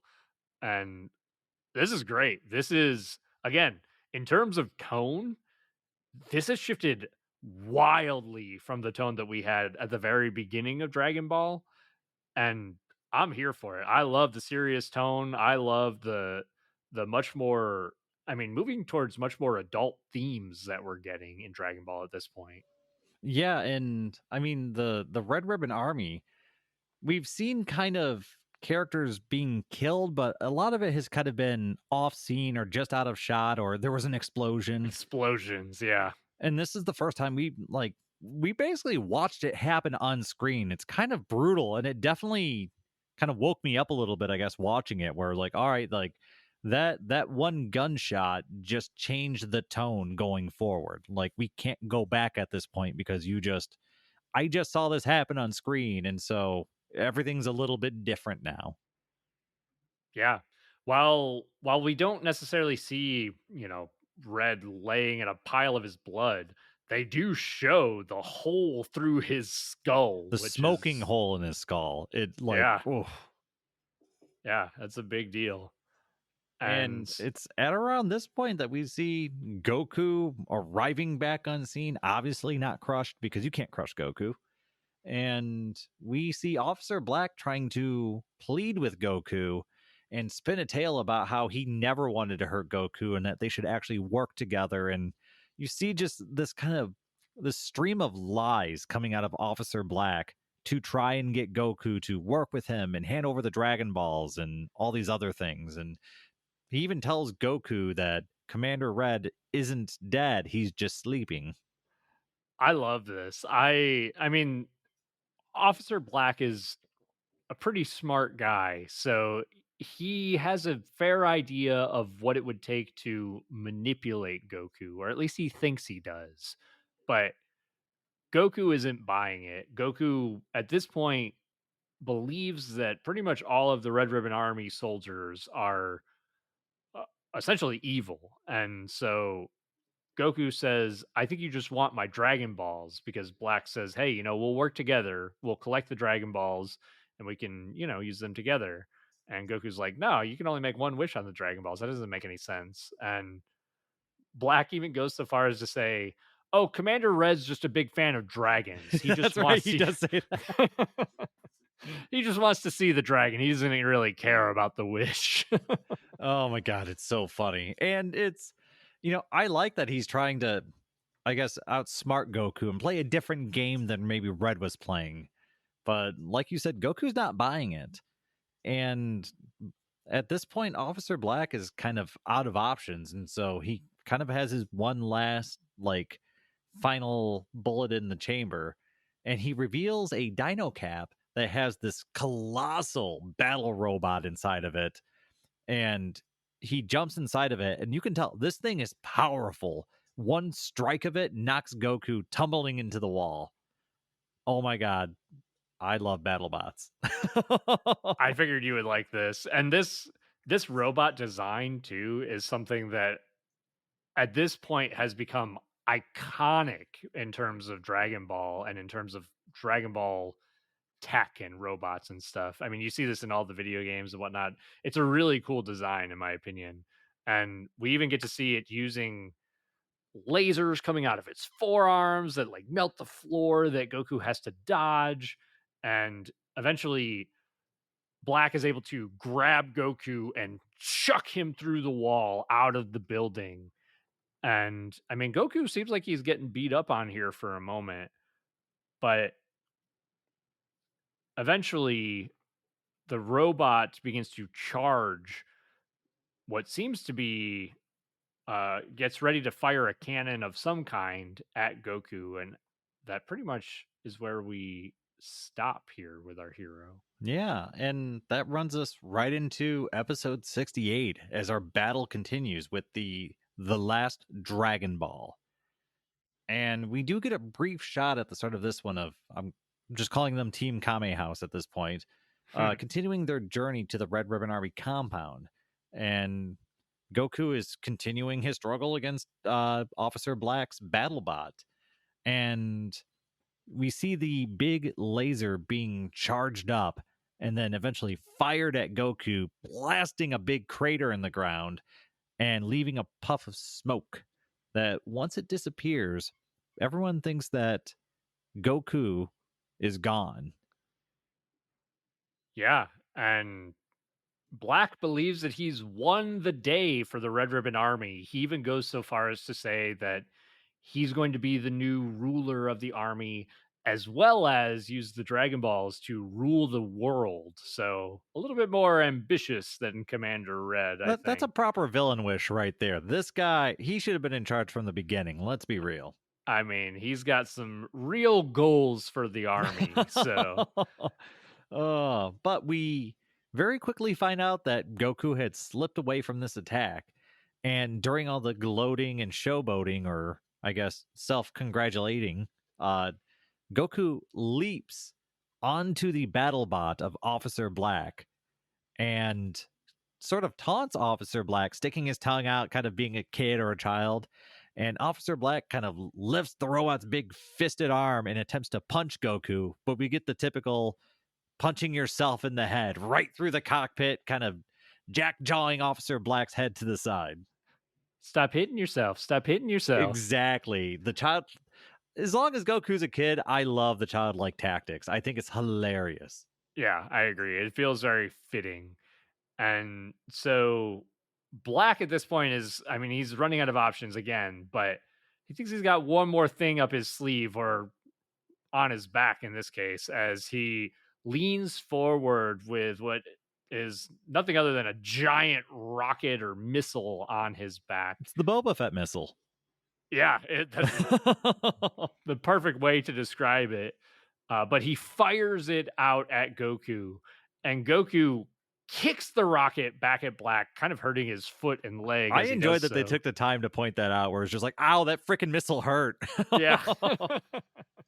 The missile does, fortunately for Black, miss him, but launches past him and blows up a mountain behind him. I think they even had like the mushroom cloud effect to it. Like that was a hell of an explosion.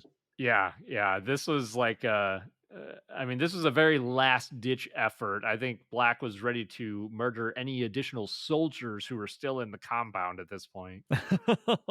Yeah, so at this point, Officer Black realizes that he's pretty much outclassed here, and with his final trump card thwarted, he's gonna flee. He's gonna get the hell out of Dodge. And so he turns his big robot butt around and starts trying to fly away. But Goku's not having any of that. And Goku begins to pursue Officer Black. Yeah, and it's I mean, it's not much of a pursuit. Goku basically launches himself at the robot through the robot, and the robot explodes as Black is trying to find some way to eject himself out of this thing. But as far as we could tell, Black is probably dead.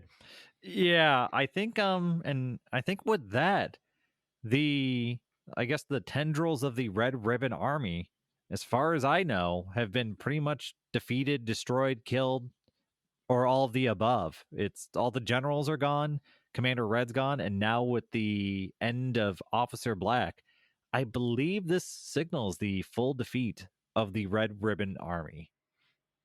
Yeah, at least in its current iteration. And Goku at this point basically tries to use the radar one more time so that he can find these two Dragon Balls he's been looking for. And he finds that once again, the radar is not working, which I'll be honest, this plot device is getting a little bit tiresome because this is probably the I Is don't it the know, third second or time? third time. I I can't think it's remember. the I think it's third. the third time, right? Because it happened on Goofy Island, and Yeah. then it happened with Ader, because Yeah. remember they had to go to the doctor to remove the bomb, but also Goku needed the Dragon Radar fixed. And now it's happened with Red Ribbon Army Base. So this is the third. I mean, admittedly, I'm willing to say this is the second time, really, because the doctor, was it Slump. Yeah. Slump, the Doctor Slump stuff. I don't even consider that like that's all just its own little thing. I'll throw that out, but it's happened twice now, so I'm keeping an eye on it. Yeah, it feels like it's happened a lot in quick succession, so it's just feeling a little bit tiresome to me, I guess. But So if they put it to bed at this point, I'll overlook it. But if it happens again, I'm not overlooking it. I'm definitely going to go heavy on that because we can find a different reason. I get that it's a plot device, but you guys have come up with tons of other plot devices that were not very convincing, but you still did it. Come on. yeah, yeah, I agree. But this basically culminates in Goku flying away from the Red Ribbon Army headquarters and our Team Kame house seeing him flying away. So they kind of wave and call him down. And as such, Goku is able to tell them the tale of how he single-handedly defeated the Red Ribbon Army. It's kind of funny because I think one of the mentions like, "Oh gosh, I'm so glad we got you before you went and fought the Red Ribbon Army." That because that would be crazy if you did that on your own. He's like, "But I did. I did fight them on my own." And it just blows everybody's mind. And one thing I do like a lot here is after Goku reveals that, Goku mentions that he had scaled Korin's tower, and we get a little bit of Roshi's kind of inner monologue as he reflects on his experience with Korin and also reflects on the progress that Goku has made since he's first met him. And we kind of get this master appreciating the student kind of moment where you kind of sit back and think about how far Goku has come in Dragon Ball so far. I agree. I love this.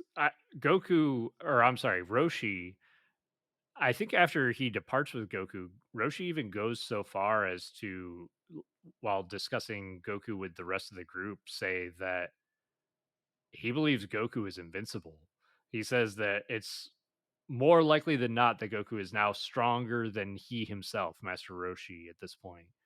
And Roshi says something to the effect of, I mean, seeing one young boy take on an entire army, if that's not the definition of invincible, I don't know what is. And I mean, I guess when you think about it, when you look at the progress that Goku has made in such a short amount of time, it's I don't know, and Goku's still so young.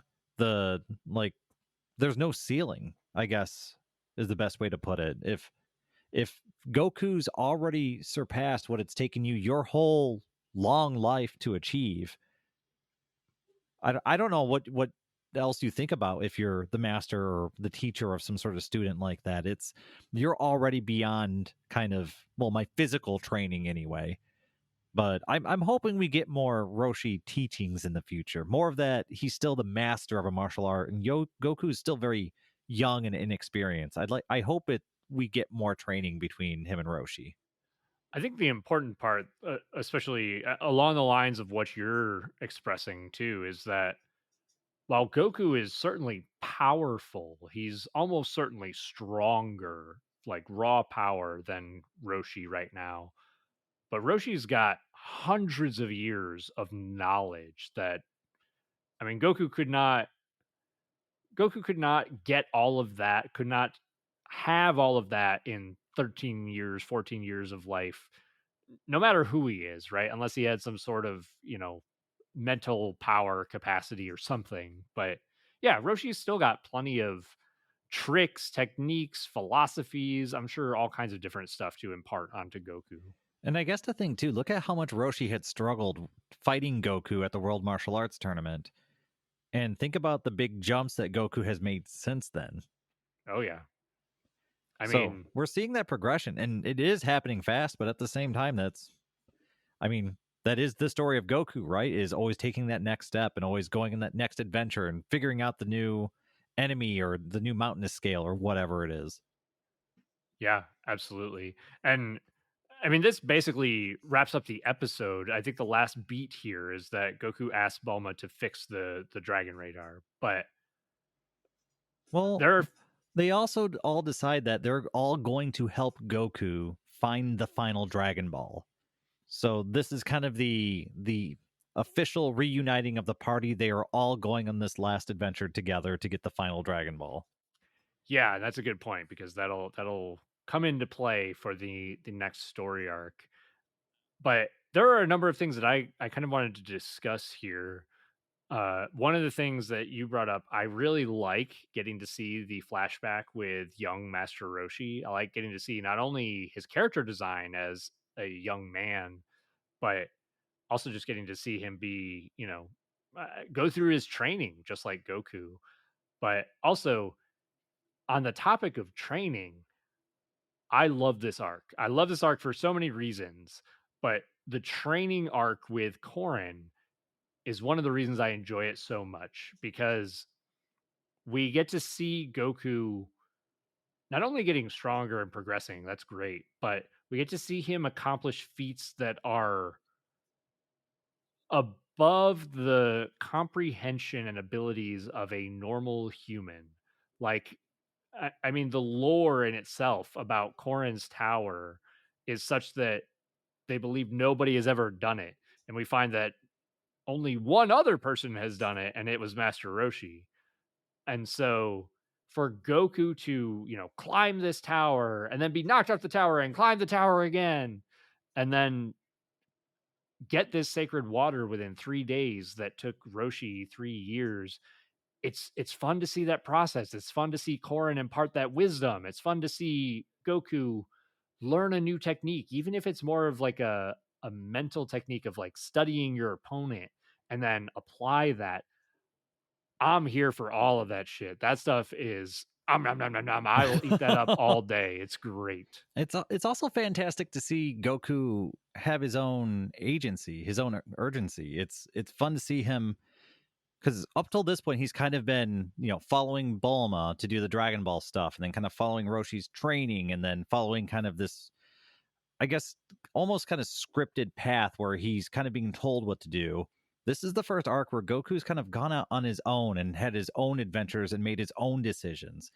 And so we see where that leads him to Korin, and he has his own ambition to go up there and do this training on his own. And I do like that we get to see Goku develop a little bit more as an individual and less of, I guess, I'm not going to say a side character, but somebody who just kind of follows in the paths of others. This is kind of Goku forging his own path, and it's cool to see how it kind of lines up with the path of Master Roshi, kind of on his own without any guidance or influence.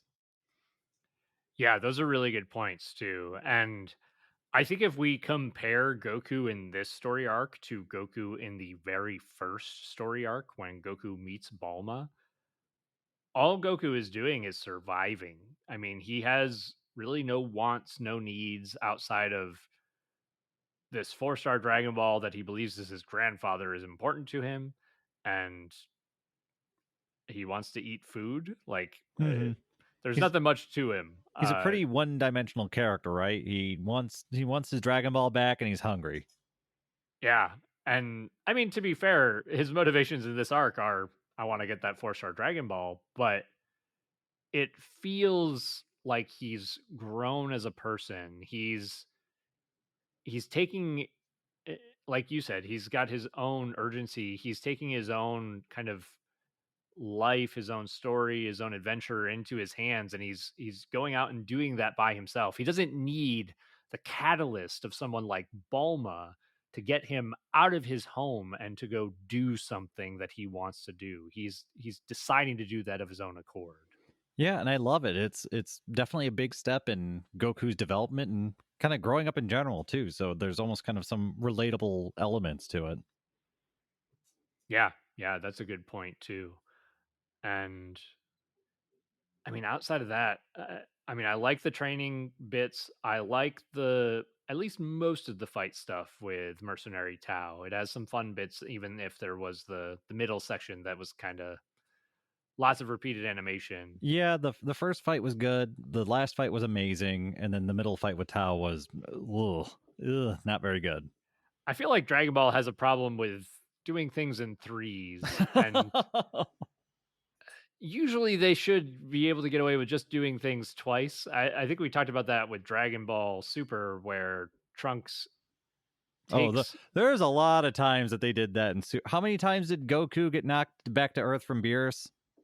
I think that was more like 4 or 5. That got ridiculous. Like Um, more than twice, and you should probably really think about what you're doing.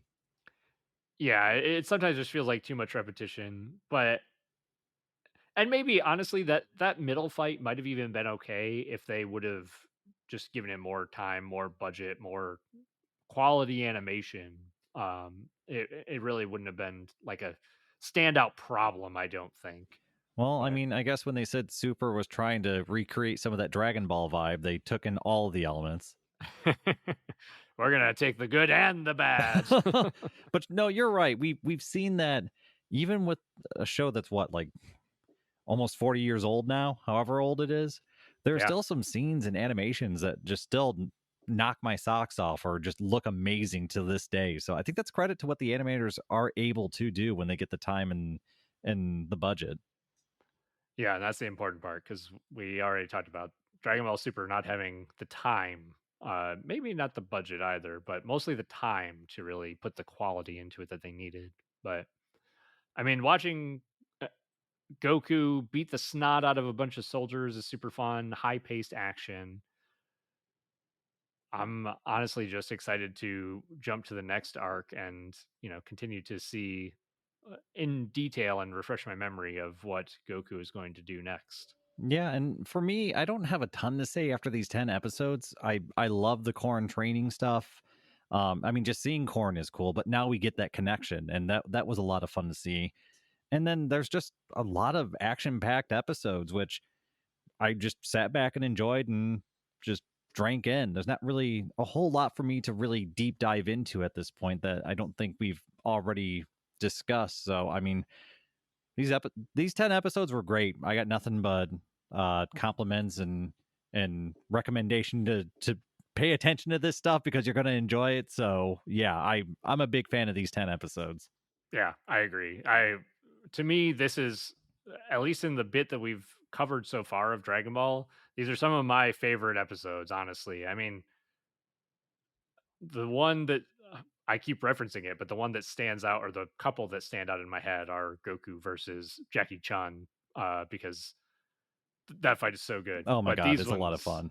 yeah, these ones are consistently good quality outside of the middle Tao fight.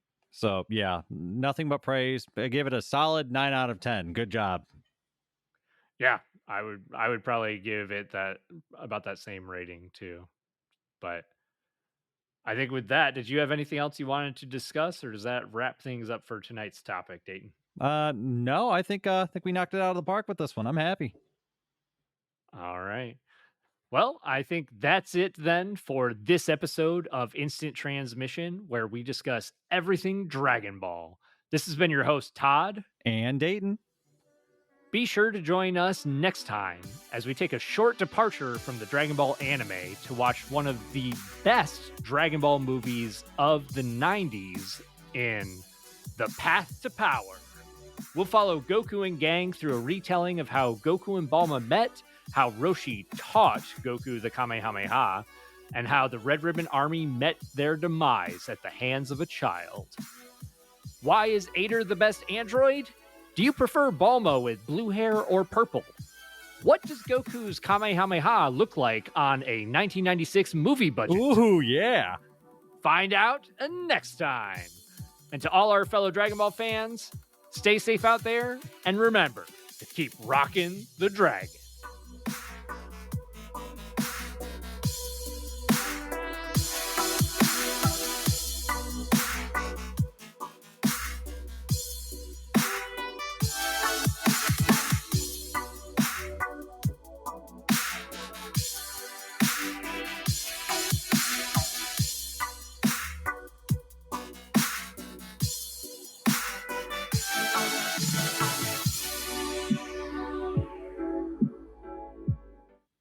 I kept my mouth clean this episode. Just saying.